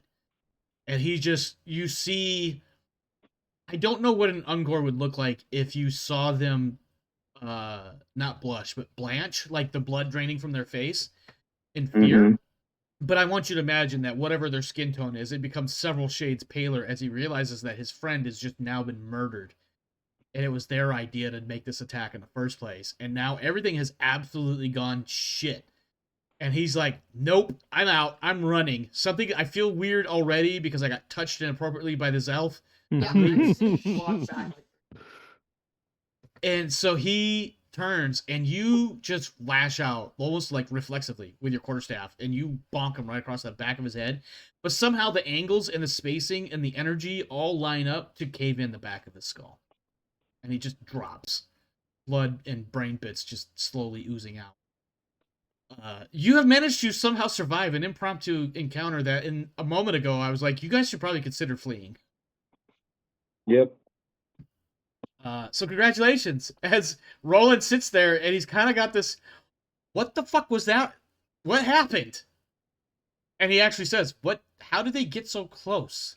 As he goes to, like, rifle through the Gore's belongings and clean his axe blade off.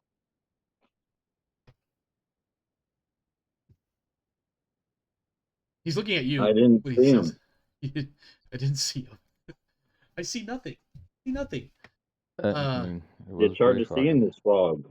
That is true. Okay. Roland definitely gives you, like, yep, that nominally checks out. There's nothing of noteworthiness amongst these Ungor. Like, really shitty axes that work for them, but not so much for you. In a weird, not orky way. But what I mean is they're, like, just cheap crap. They're marginally functional axes. It's probably about 3 or 4 o'clock in the morning. You still have a few hours of evening left. Or you Gotta go could, back I to suppose, you're already up and energized. You could start breaking camp and moving out now if you really wanted to. What'd you say, Svaldi? I'd probably go back to bed. Go back to bed. See, this is part of the reason why you're still not rested at all, is you had to wake up in the middle of it and fight somebody. You had to get up and stop from being murdered. I know what real life needs to do. I'd go back to fucking bed. That's fucking 2 hours of sleep. I'll take it. That is fair. All right. Anything else in what's left of the evening into the wee hours of the morning?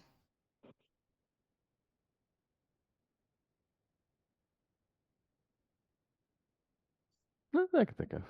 All right. I'll tell you this. Why don't you make us a weather roll for the morning time? You're all sleepy and shit. Oh boy. It's time to roll double ones, everybody. Do not do. Oh, that's okay. All right. Well, let's see. Precipitation 10 is, or excuse me, no, that is precipitation 10. Clear blue skies all over again. Temperature 4 is unpleasantly cold. It is chilly cold. It's shivering cold. It's why isn't the fire going nice and hotly right now? Mm-hmm. But beyond that, Hey, you it's didn't give me a test to keep the fire going. no. I'm saying the fire's going, but this is like almost from Svaldi's perspective. It's like the fire's not cold or not hot enough. The fire's still going. It's going all right, but like once you step more than a few feet away from it, it's absolutely cold. Hmm. That said, oh, Jesus Christ, sorry, I keep forgetting I can't scroll on Windows or Word, and TTS is the it is now day 4. You guys have made it to day 4. So first things first, I need everybody's athletics. Darius, why don't you go ahead and give me your athletics roll first? All right, that'll be a 46.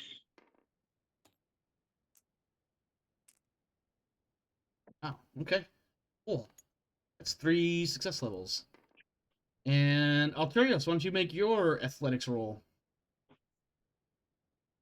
Let me check to make sure. All right, 30. Nope. Oh dear. That is going to see. That's what was your total that you were rolling against? 30. 6. All right, and then Roland, whose athletic score I don't remember. Look, of course, is 34. Oof.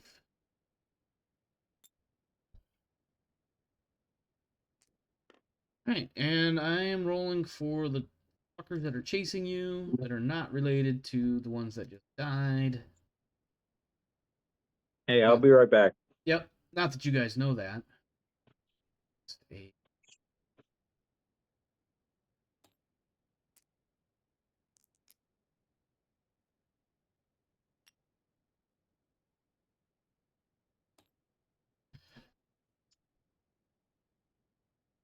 Oh wait,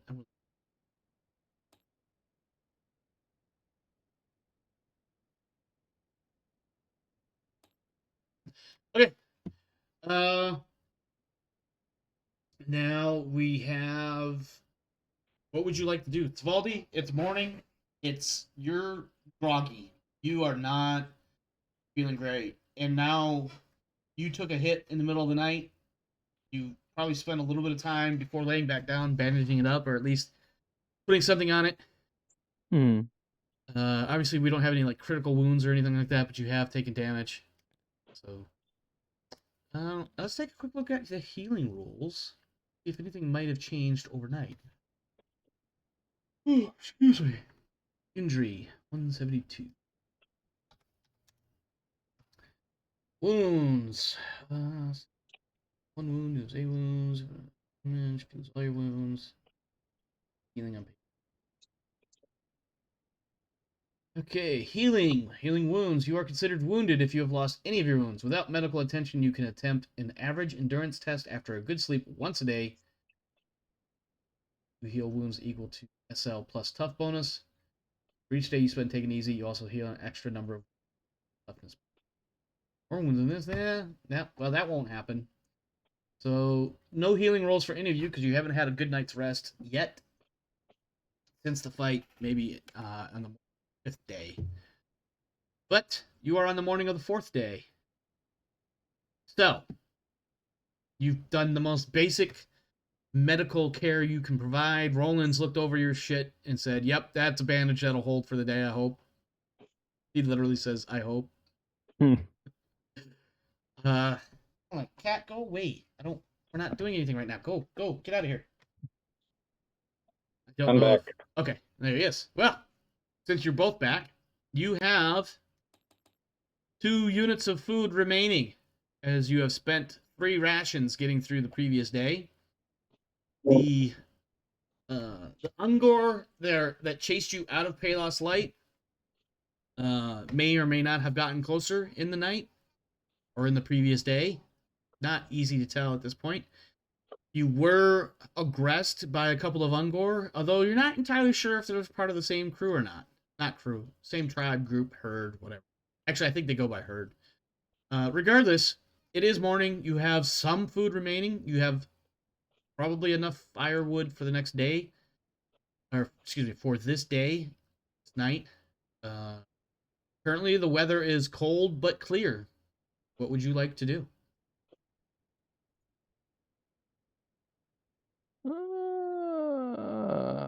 I will say this much as you're considering that. Given the fact that you broke off the road and are now basically nuzzled up nice and cozy against this particular mountain right here, if you wanted to get back to the main road and get to the road in this square, that will take the full day's travel. Or you can proceed to any other adjacent square as you choose. Yeah, from that square right there. Insofar as like travel planning may be considered. And that of course assumes that nothing gets in the way of you getting a full days of travel ahead. That said, you do need firewood. Well, excuse me, you do need some more food to get through the day till tomorrow morning. Okay. That'll be a. You have enough firewood to get you through until morning. You just don't have quite enough food. I'll look for food. Go searching for food. Okay. Outdoor survival plus 20. Let me double check that. Sounds right. Oh, You survival should probably test. do it, Darius. I got that negative 10 hanging on me until we get to rest again. Yep. Oh, that's firewood. So this is challenging outdoor survival. So, Darius, what's your outdoor survival skill? 55, I think. Outdoor survival 55. 55. No, wait. Well, you rolled a 2, so you got enough food for Yeah, 55. You scored 3 rations, or the equivalent therein. You scored enough to feed the 3 of you for 1 full day. Cool. And it only took about an hour or so of actively looking around for berries and snapping a quick little snare around a hare, that sort of thing. It's getting on about 9 or 10 o'clock in the morning, though. You probably want to get moving. What do you want to do?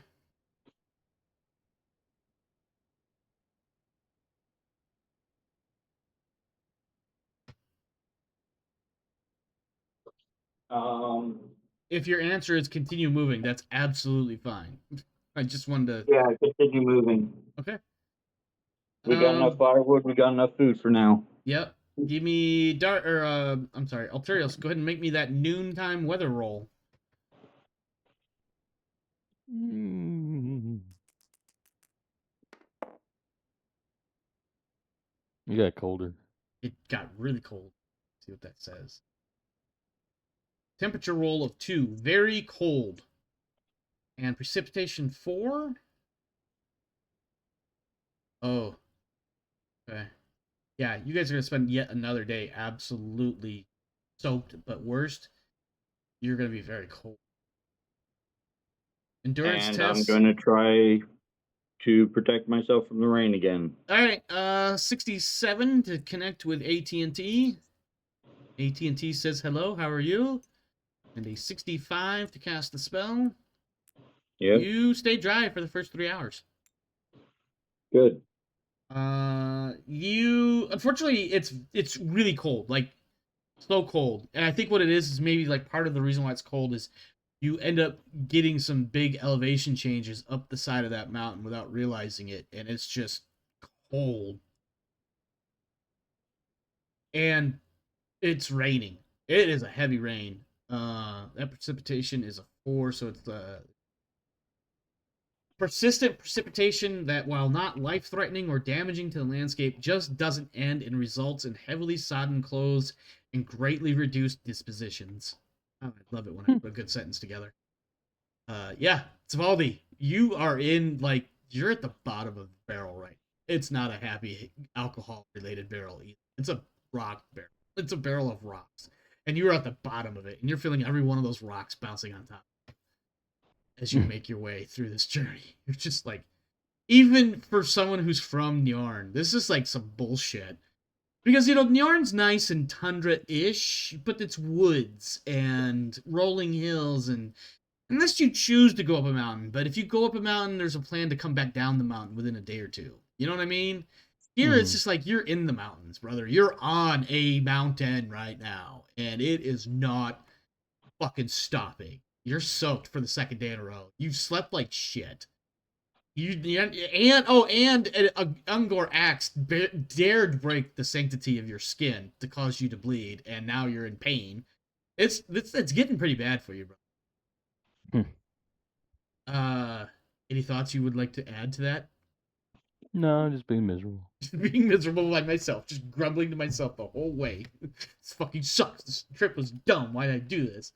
Why did I do this to myself? It does progress into the mid-afternoon, and the weather continues to be somewhat shitty. Maybe the weather is broken off a little bit. As you're making your way through this mountain landscape, the three of you, see up ahead a person, probably 300 yards away, by himself. He looks. I mean, he's wearing what could only possibly. I mean, it's kind of hard to tell at 300 yards, right? But he's obviously got a cloak because you could see it flapping in the wind, in the rain. It looks like he's wearing thick, leathery clothing items because it gives him kind of a bulky appearance, but it also looks like it's holding up against the weather fairly well. And he appears to have some sort of backpack or something. You could see, like, as he's trudging along, one hand is swinging freely and the other one's kind of holding what looks like a shoulder strap or something to help keep the bag on his back. But he is about 300 yards away and possibly even closing. Not like really fast or whatever, angled generally in your direction. What would you guys like to do?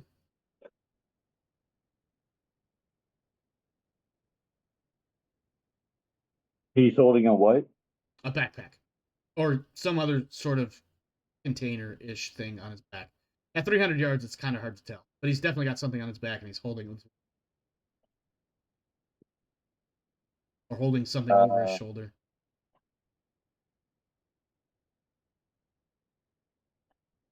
Kind of wild territory to be running into someone. It is. Roland. Are we on the road right now? Or you're off the road. You had to come off the road because of that spray of ice and shit that blocked the road. Haven't made your way back to it yet. So you're kind of like on the side of that mountain. You can probably from the elevation, you might be able to see not necessarily the road itself, but you can see roughly where the road would be if it weren't for intervening terrain and trees. If that makes any sense at all.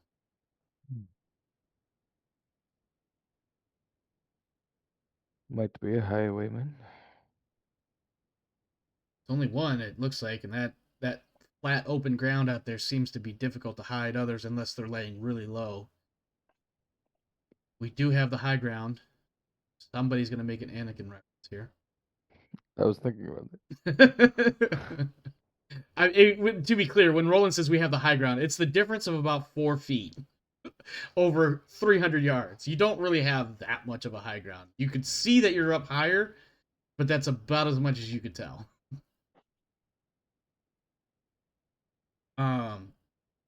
It's probably about that point where this person sees you guys. And with his free hand, he waves to you and starts coming towards you. He's not rushing. He's taking his time. It's obvious that he's got a little bit of distance to cover, but also, like, it's kind of rough terrain and it's like side of a mountain and it's raining for days and days. Well, at the very least, it's 3-1. Yeah, 3-1 is better than 3-2. As he makes some sort of weird facial expression referencing, obviously, the Ungor that killed in the middle.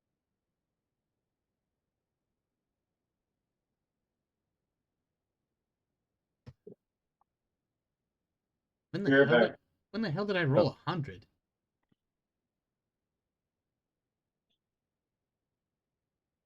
Did you accidentally click the button? Did I? Oh, I didn't see anything I roll. didn't see it. Well, you know what? It doesn't matter. Whatever it did, I called it something else, and therefore it sticks. Whatever it was. Oh, well. Anyway, this guy I is starting to progressively get closer and closer, in a I non-threatening sort of way. Like he's not like charging or shooting arrows at you for crying out loud. mean, I guess just nothing else to do. I mean, he's already seen us, so like Mhm. hiding will just look kind of silly, and a flat open mountaintop.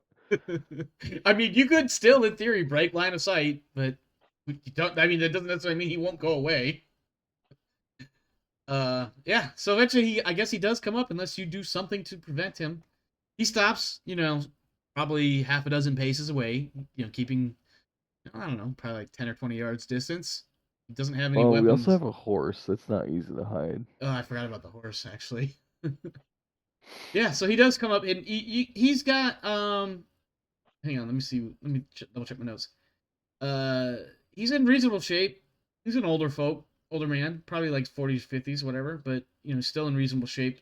Looks like he hasn't cut his hair in years or bathed in days. But he does approach cautiously up to, probably like I said, 10 or 20 yards from you. He does Mhm. have his free hand now hanging, or excuse me, resting on the head of an axe that hangs from his belt. But otherwise, seems to be fairly reasonably peaceable. He says, "Hey, what you doing out here? Especially in this here weather." And when he says this here weather, he kind of does one of those sweeping arm gestures to represent the fact that this weather is shit. We're running from a gore herd. Hey, the beastmen have made it this far, eh? It's not, frankly, that's not common. That doesn't happen very often. What'd you do to get them to chase you this far? Uh, they are trying to clean up after. Handily dealing with this Pelath light. I heard of that town. Oh, it's about that time of the year for the festival that they do every year. What, Palos, Grace, Lights, something? I don't remember. Perilous is light. I'm sorry? Perilous is light. Yes, Palos Light. Yes, yes. Listen, I'm out here looking for some herbs and stuff from some of my healing pastes and the like. Just want to give you a little bit of a word of warning. I don't know where you're headed, but if you go too far west and a little ways south, you might run into some orc. Oh, what was that place called? Well, we're definitely heading west. Yeah, Chimera, We're, definitely west. we're moving to Kaimarog. Chimera, the damn dwarven fucks. Yes, I don't know why I sounded like a dwarf fuck myself for a moment there, but it came out. It definitely came out. What are accents really?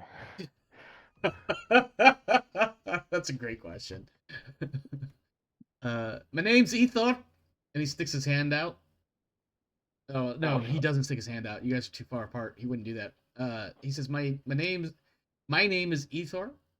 Like I said, I'm out here looking for some herbs and gathering different herbs. I live a bit further up on the mountains there. Lived here most of my life. One thing I know about them orc, you don't want to fuck with them boys.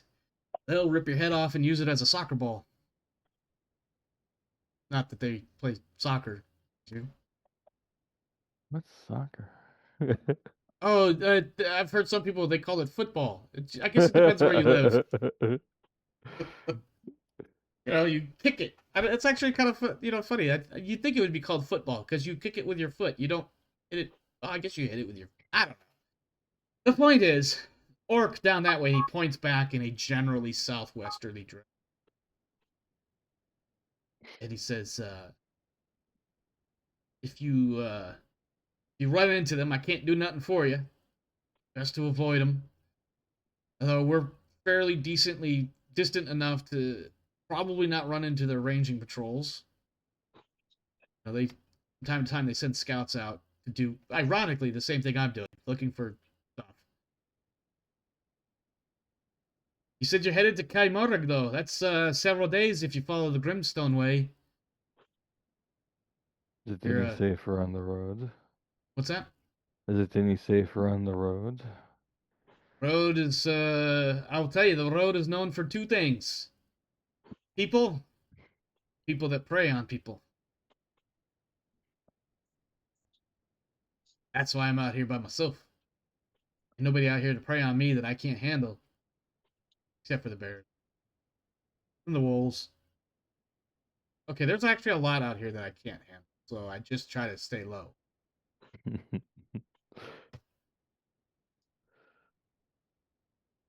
If there's anything I could do to help you on your way, I don't know that I can. Um,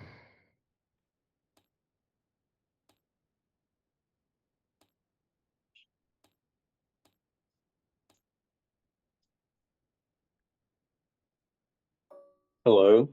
Hi. hey there's. Okay. Just making sure I'm still connected. Yep. I'm trying to scratch my head. You got anything, Darius?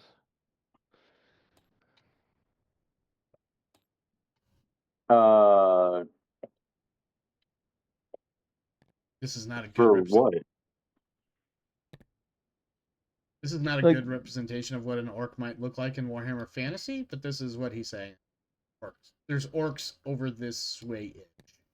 I'm guessing it's one of the 40k models. Yes. It is a white sphere for me.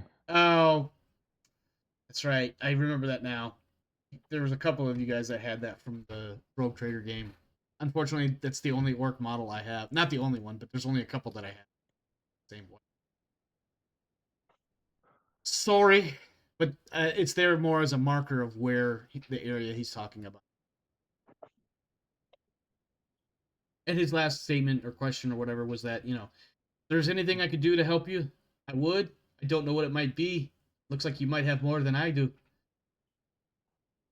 But maybe in trade, if you found any of the Lafala Serb, it would be helpful. I have no idea what that is. Yeah, la la la la. God, I started playing World of Warcraft. Oh, And I ran into I Murlocs. know your pain. I ran into and I was like, as soon as I heard it, I was like, I can't believe how much I enjoy here. my little internal chaos monger was so happy. Anyway, could you make Murlocs for this thing? That'd be really funny. that would be hilarious, but no. I don't like Murlocs that much. But yeah, so basically he's like, I got, if you need something, I might have it. I might be able to trade you something more to give to me. Basically what he's saying. Oh, you guys, right? Or He has a bow. meats. You do see a bow Yeah. strung to his back. He's got his backpack. He's not like giving you like a inventory of what he's got, but he's implying that he's got some food and various other things. He looks at the three of you and he's like, I don't know if my stuff will fit you, but I got at least one set of dry clothes somewhere in this bag. Definitely got to feel better than that wet, sodden shit you're wearing. Nah, my clothing's half burned off anyway. Half burnt, all soaked, useless all around. The only thing it's doing is protecting your modesty. Yep. Cause we have 2 extra servings of food, Mm-hmm. but if all he has is food, clothing, he's definitely not gonna trade his bow because that's probably what he uses to live out here. Do me a favor and roll. Shit. Hold on a second. Do you have like evaluate something like that? I think Let you as me see. an outlaw have some sort of like. It's an actual skill in this game. I'm pretty sure. Yeah, I do. Haggle? It's No, I haggle's have more about. evaluate 37. Yeah, why don't you make me that evaluate, but skip the -10 that you have. God damn it! It was almost going to be a 15. It was, but it wasn't. I'll tell you this much though. He does have that bow. It looks like it's a fairly simple. I'm going to use the word model. Hear me out. It's definitely looks like something that was made in somebody's backyard versus like some sort of something closer to more professional construction. But it also looks like it could be easily reproduced. So if for instance you wanted to take his bow, let me rephrase that. Trade him for his bow. He might be inclined to give it up. He also did mention that he lives near here. So, in theory, what you're coming up with, even though you've absolutely failed that role, is that perhaps you could trade him his bow. He won't be that much out of sorts for not having. This is a guy that, like, he looks like a guy that lives on the side of a mountain. You know what I mean? Yeah. So, him giving you his bow is not going to set him back. Question is, do you have anything worth trading him? All we got is food. And he seems to get that pretty well for himself. We have a horse, but I'm not sure if he wants a horse, and it's not mine to give away. Always ask him.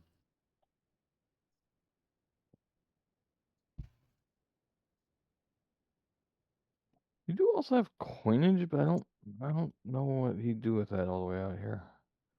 When you mention coinage, he just looks at you like, I got a couple of silver from down yonder, but I'm not even sure if it's local tinder or not.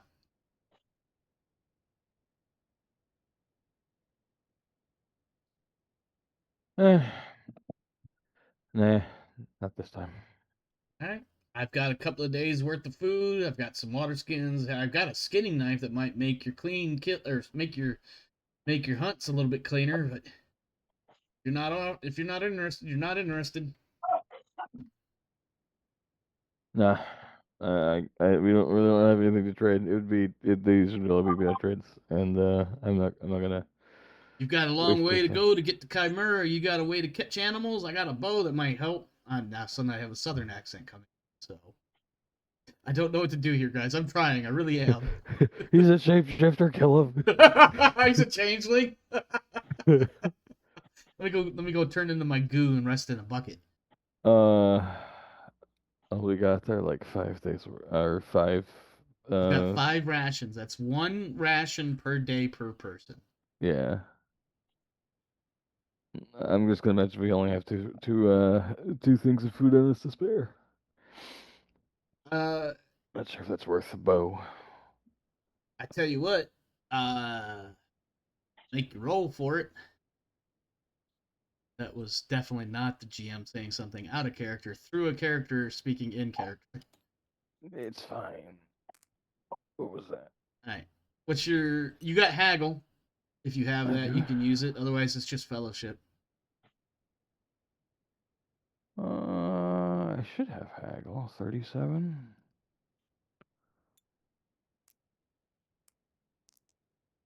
Yeah, he gives it to you. Along with 7 arrows. Yay. You now have a bow. Short-term goal complete. Yeah, that was, by the way, you choosing a bow and this guy having a bow is only somewhat coincidental. Like, he was going to have a bow regardless of your goal, but because it became your goal, I was like, I'm going to push this bow on him and see if he now you get to struggle with coming up with a new goal. Go get wrecked as you take 50 bonus experience points. Oh no. Oh no! Don't threaten me with a good time, GM. Anything else you want to try to acquire? Is there any item that you might want to think of that maybe this guy has? It doesn't even necessarily have to be a mechanically useful item. Just an item that might make your character feel better about the shit that he's going through and how much shit he still has to get through. Oh, I do have that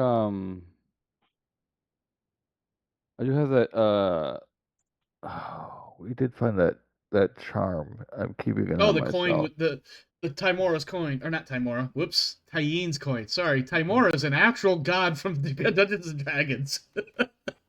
Tyen's coin of luck. I'm not sure if I He gave you the bow and 7 arrows. He doesn't expect anything in return.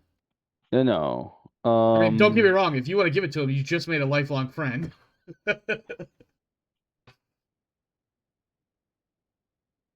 It might be worthwhile. If we're ever back here on the Grimstone Way, it might be worthwhile at least having somebody be like, "Oh, hey," instead of, "Oh, it's you." Oh, dude. So you're gonna give him the Tyene coin of luck? Yeah, it hasn't really been helping me. Maybe passing it along will appease the goddess. You know what? You know what? Hold on, let me see something really. There isn't a luck skill. That would be hilarious if there were. Oh, give me a. Well, you know what? I will let you choose a social skill to roll. It will be unopposed. It will have nothing to do with Ethor. It will just be you making this roll to see what may or may not happen as you attempt to pass off a Yin coin of luck with the intention of gaining luck by giving up this piece, this symbol. Now, correct me if I'm wrong.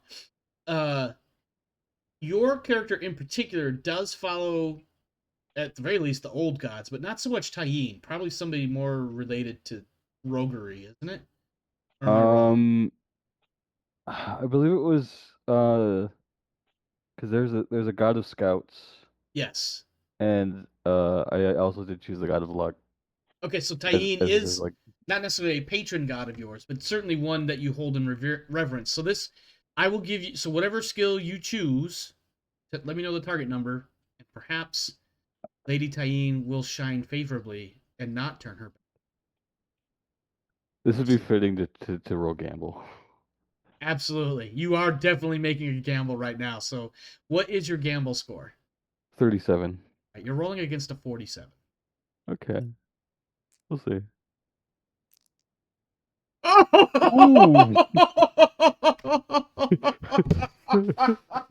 Oh, Lady Tyene shines her luck on you as you pass this coin, and as Ethor takes the Tyene's coin of luck, he stares at it for a moment, and it clicks. It takes a few seconds for him to realize what it is that you have given him, and he looks up to you and he says, "It's a mighty, mighty, mighty gift you've given me, my friend. What is your name?"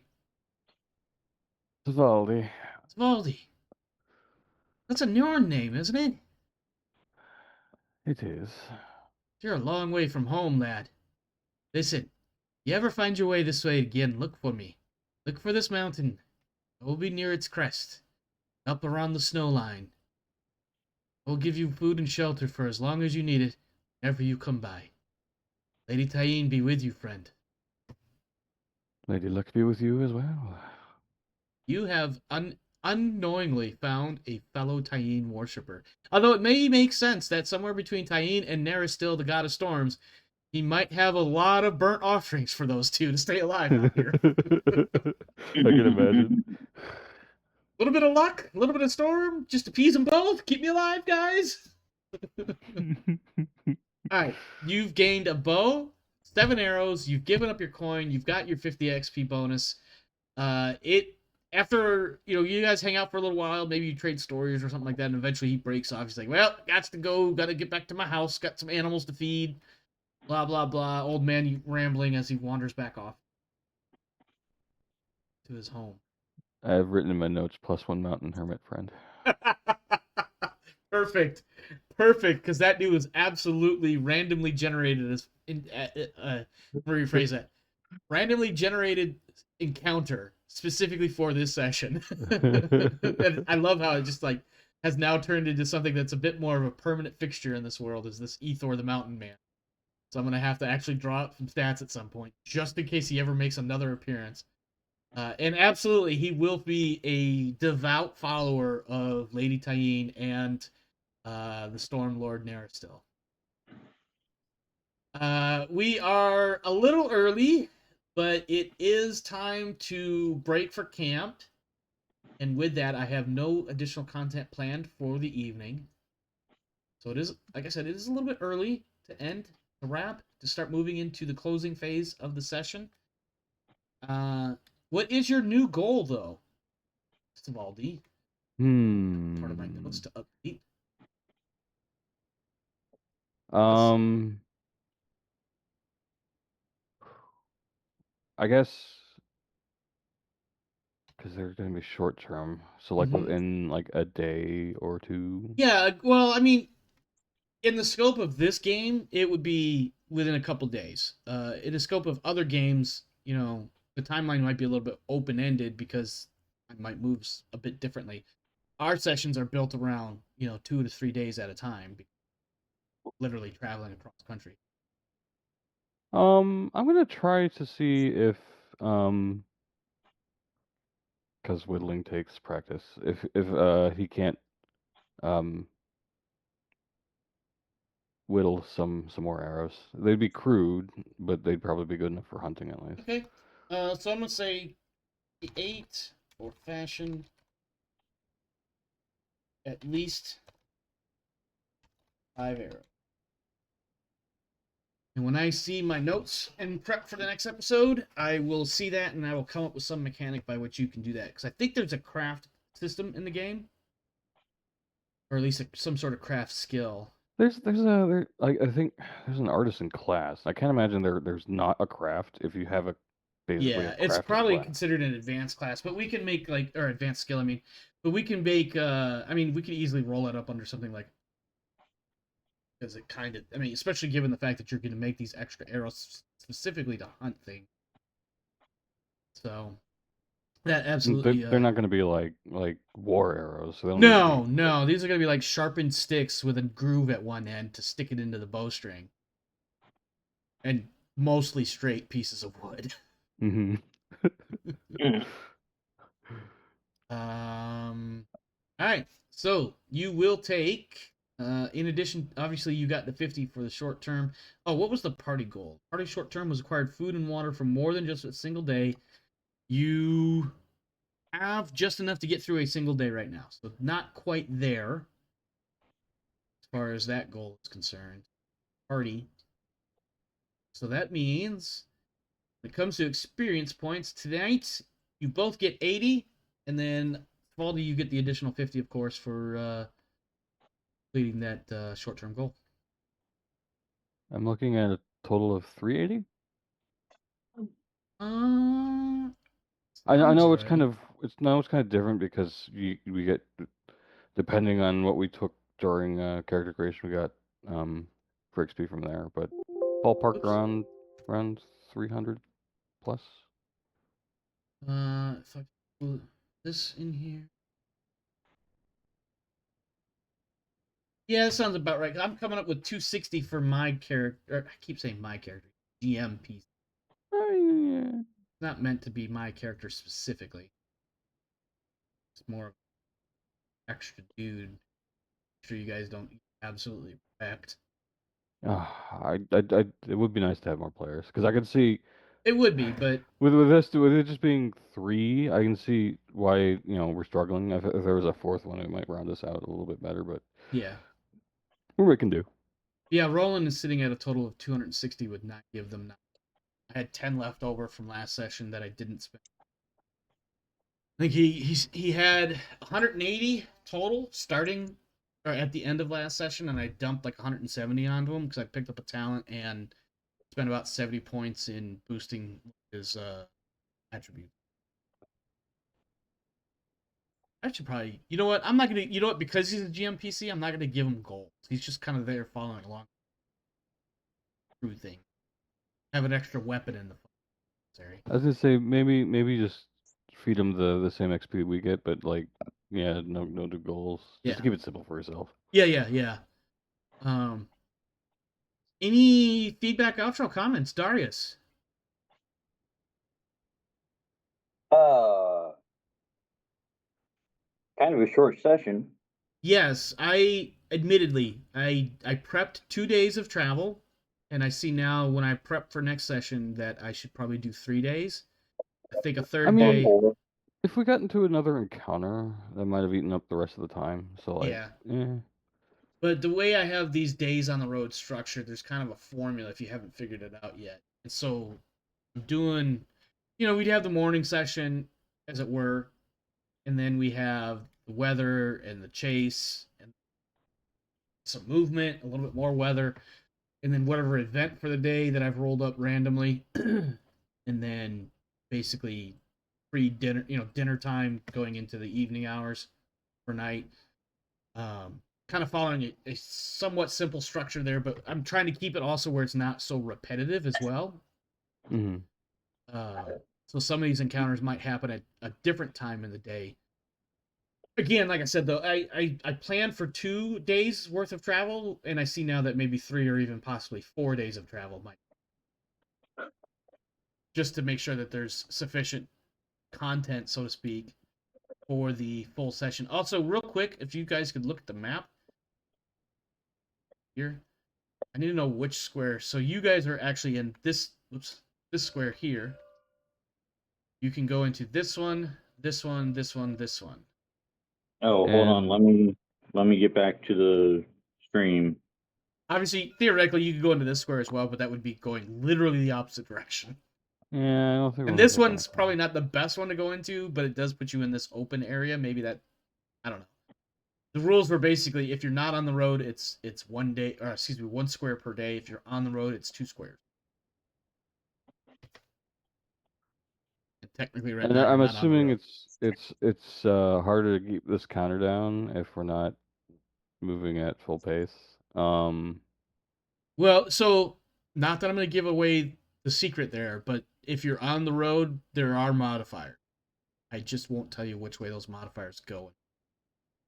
If you're not on the road, there are no modifiers that way.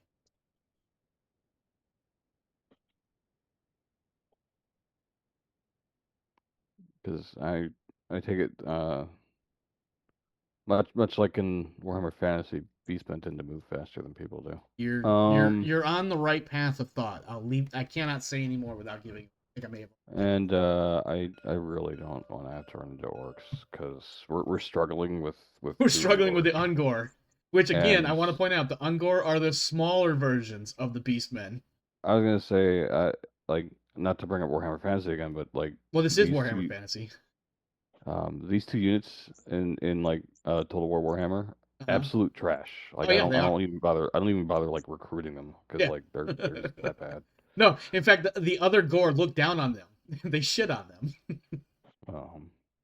They are cannon fodder. And then the Gore show up and they fucking ram their horns into everything. Oh, look at that, a pun. Oh, Ram God. their horns. Gore or heaven forbid Minotaurs. Yeah, you don't want to fuck with those boys. But yeah, back to Darius. Sorry, we totally tangented. Oh, I was waiting to see which square we were going to move into next. Are we following near the road? Or are we going from one mountain to the next? I'd like to get back on the road. Okay. So In that case, we're go ahead. yeah, This one pretty here, much I there. imagine. Yeah. Okay, put you in that square. And that won't put you back on the road specifically, but it will put you in a position that after the traveling events of day 4, you will be back on the road. Okay. We just did day 3. Quick note here then.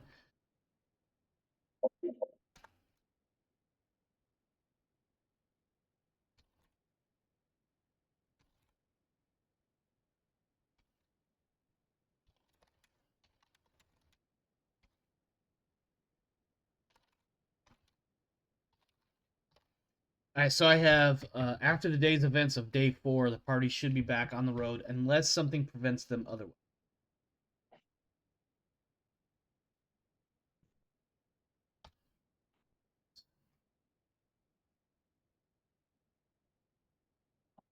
See.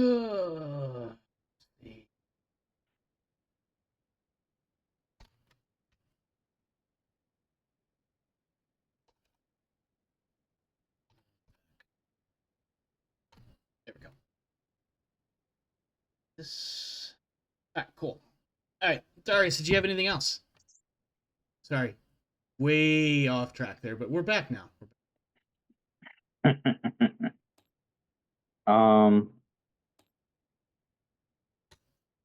No, just that you might want to prep 4 days instead of 3.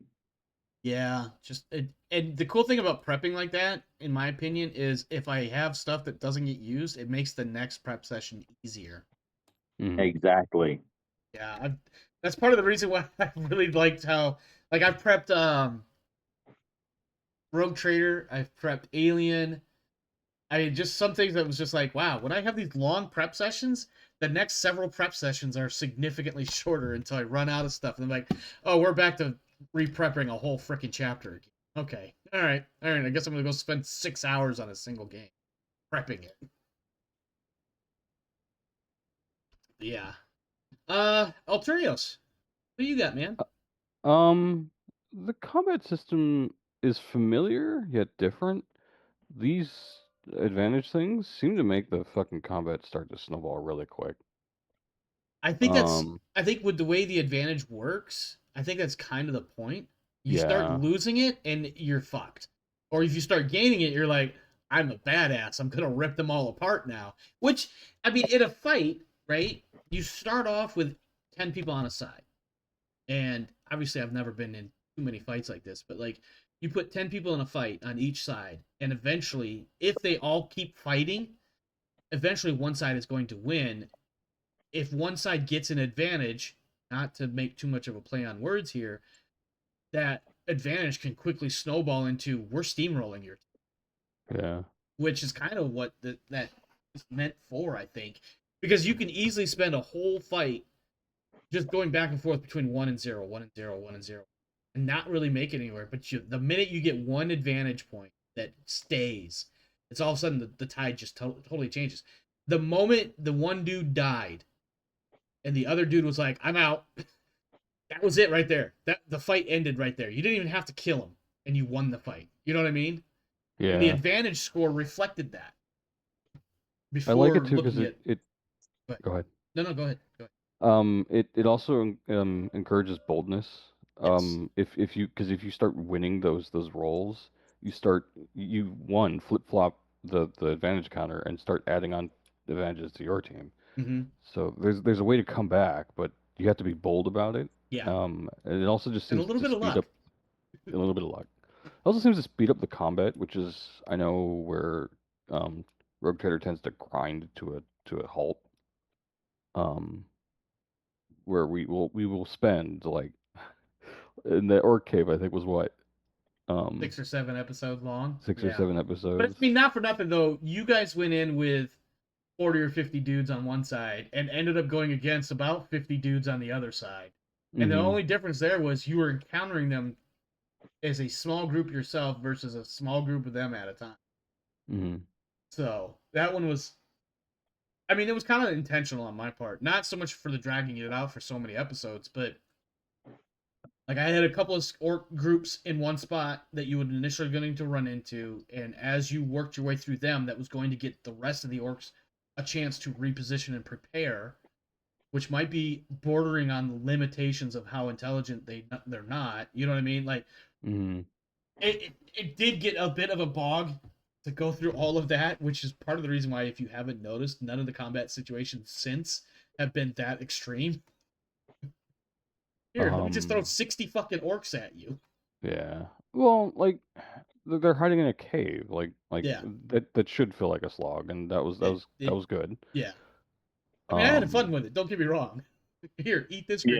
grenade. and I think you're still kind of feeling out how powerful the party was. I'm definitely 'Cause having similar. Listen, when I made that comment of like, you guys might want to think about running. This is obviously before we looked at the flea rules. I was like, I'm pretty confident that I know I'm throwing only 2 Ungor at you. They're about to fuck you up. They've already knocked both of you down, like roughly half of your wounds, mhm. and it wasn't. No, only about a third. Well, either way, like I know you guys don't have a lot, and you don't have shit for armor. So But I also have drain. you do, which did help you a little bit. Also, now that I mentioned armor, I just realized that I didn't use any of their armor in reducing their damage, or in the case of the last guy, their toughness. But regardless, it's not that important now. I needed them to die in order to keep you guys alive. Alturios, I'm starting to take it away from you again. Please continue. Just It was a noticeable difference. I do like the weather dice. Yes. I'm glad we They decided are. to basically lump them into one roll instead of having two scattered across. Yeah. When we made that decision, I think it was Alturios. So it was like, I'm just gonna change this one to this color, I'm gonna change that one. I was like, oh wow, actually that works because now we can roll both at the same time. And there's 2 extra die just hanging around the table for some reason, so I just figured Yeah, yeah. use those. No, I mean it was a great move. Because I should have thought about that myself. To be honest. Didn't. So and here we are. And then I also like personally, I like these dice here because the red is Darius, the green is Alturios, the black one is for Roland, and then the individual they're fighting, I can count whatever, or I can use these black dice here, flip them from 0 to 1 to indicate whether it's a positive or negative number that I'm saving over here for like when we do the athletics chasing. Yeah, there's a lot of ways to make counters and things like that. Guys, just use your brain pan, make it do something. My brain don't work good. Listen, my brain no work a lot. A lot. Anything else from either of you? Good session. I agree. That was good. Yeah, good session. I do agree. I think at the least, even if I had X number of days prepared, having one more day, we probably could have gotten through lengthy as far as the definitely. I'm grateful not having to stay up till 1 o'clock. I'm sure you are, because you fallen asleep the last 2 Rogue Trader sessions, which is the following day. Yeah. Speaking of which, that reminds me. Did you see the note that last session you got 200 XP for? Yes, I did. Okay. I have to apply it still, but I did see that. As long as you saw it and added that you have 200 new points, tonight you have 100 or 130 new points to play with. Yay. All right. Well, I don't have anything else to add. I will say that was a good adventure or a good session. I definitely. Somebody had like 5 negative levels of success, or I guess 5 levels of failure. I don't know. In Rogue Trader, it would be 5 degrees of failure, and like, well, I guess I gotta throw something at him. Here, have an Ungor arrow bury itself in the tree right above your head. Which was not prepared. I was not prepared for that. It was like I had like a kind of a secondhand note of like, well, if they have a really bad roll for this, then just have an attack or something. Okay, I guess we're gonna do that. I didn't think it was gonna be that bad. So I was like, well, I gotta do something now. Joke's on you. Yeah, Watch this. You can't threaten somebody and not go through with it when they say, no, I call your bluff. not that anybody was being threatened or bluffs were being called, but conditions were met, so had to do something. But that was good. Ethor now may possibly become a recurring character, depending on if we ever have another scene over this again. That was totally unplanned for. Here, let me give you this coin of my faith. Oh, a coin of my faith. That's awesome. That's a really good deal. That really worked out that way. Weird. Like I can't believe that was the exact number too. What's that?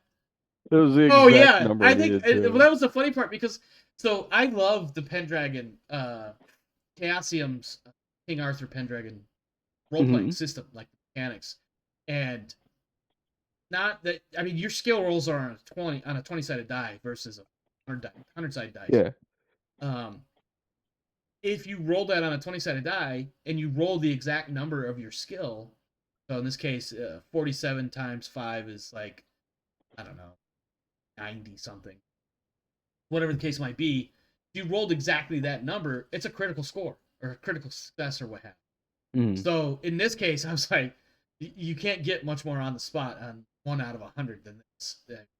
Dead on.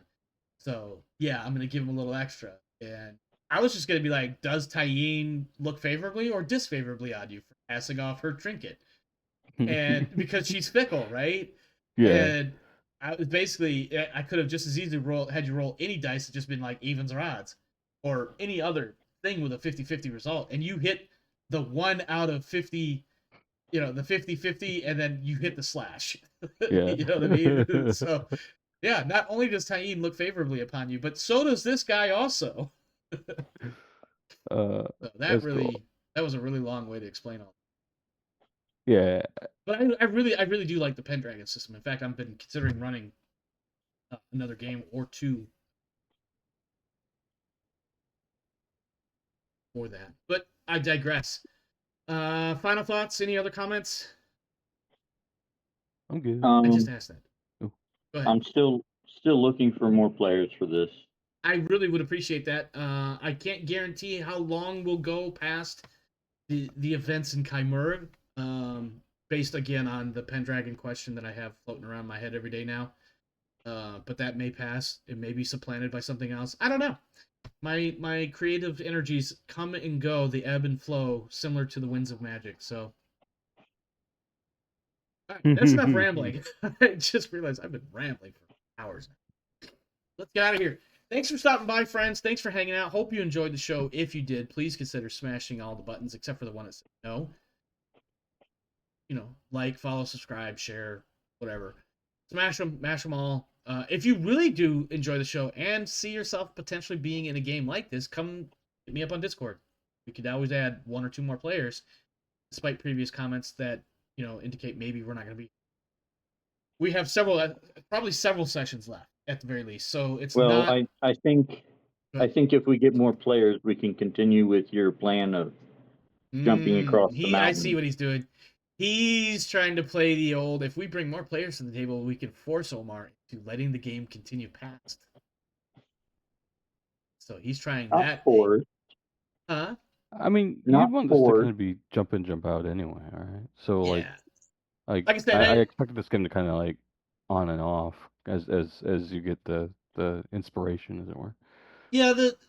There's the problem is I come up with ideas constantly, and by constant I mean like every other week or so, and then it becomes a game of shuffling things around, and then it becomes a game of, well, I can't shuffle anything around because I can't move anything, and I can't change anything, I can't end anything, so I can't add anything. But I really want to add this, and I want to do this, and I want to do that, and then my creative energies get frustrated and stymied. And then everybody goes, "Ah, screw it, we're not doing anything today." Yeah, and then I just like, fuck it, I'm taking all my toys home. But yes, for real though, if we get more players, I will certainly have to at least entertain the idea of continuing past the events in Chimera into the second volume, chapter, etc. Darius, go ahead and mute yourself if you Not need much. to. Wondering if you're interested in a Warhammer Fantasy roleplay game today.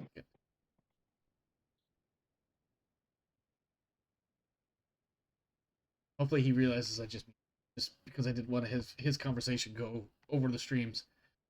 That is it. Let's get out of here. Stay safe out there, my friends. This world is a crazy dark place, so make sure you're doing what you got to do. Take care of you, and as for me and mine, we are out of here. See you next time. Good one.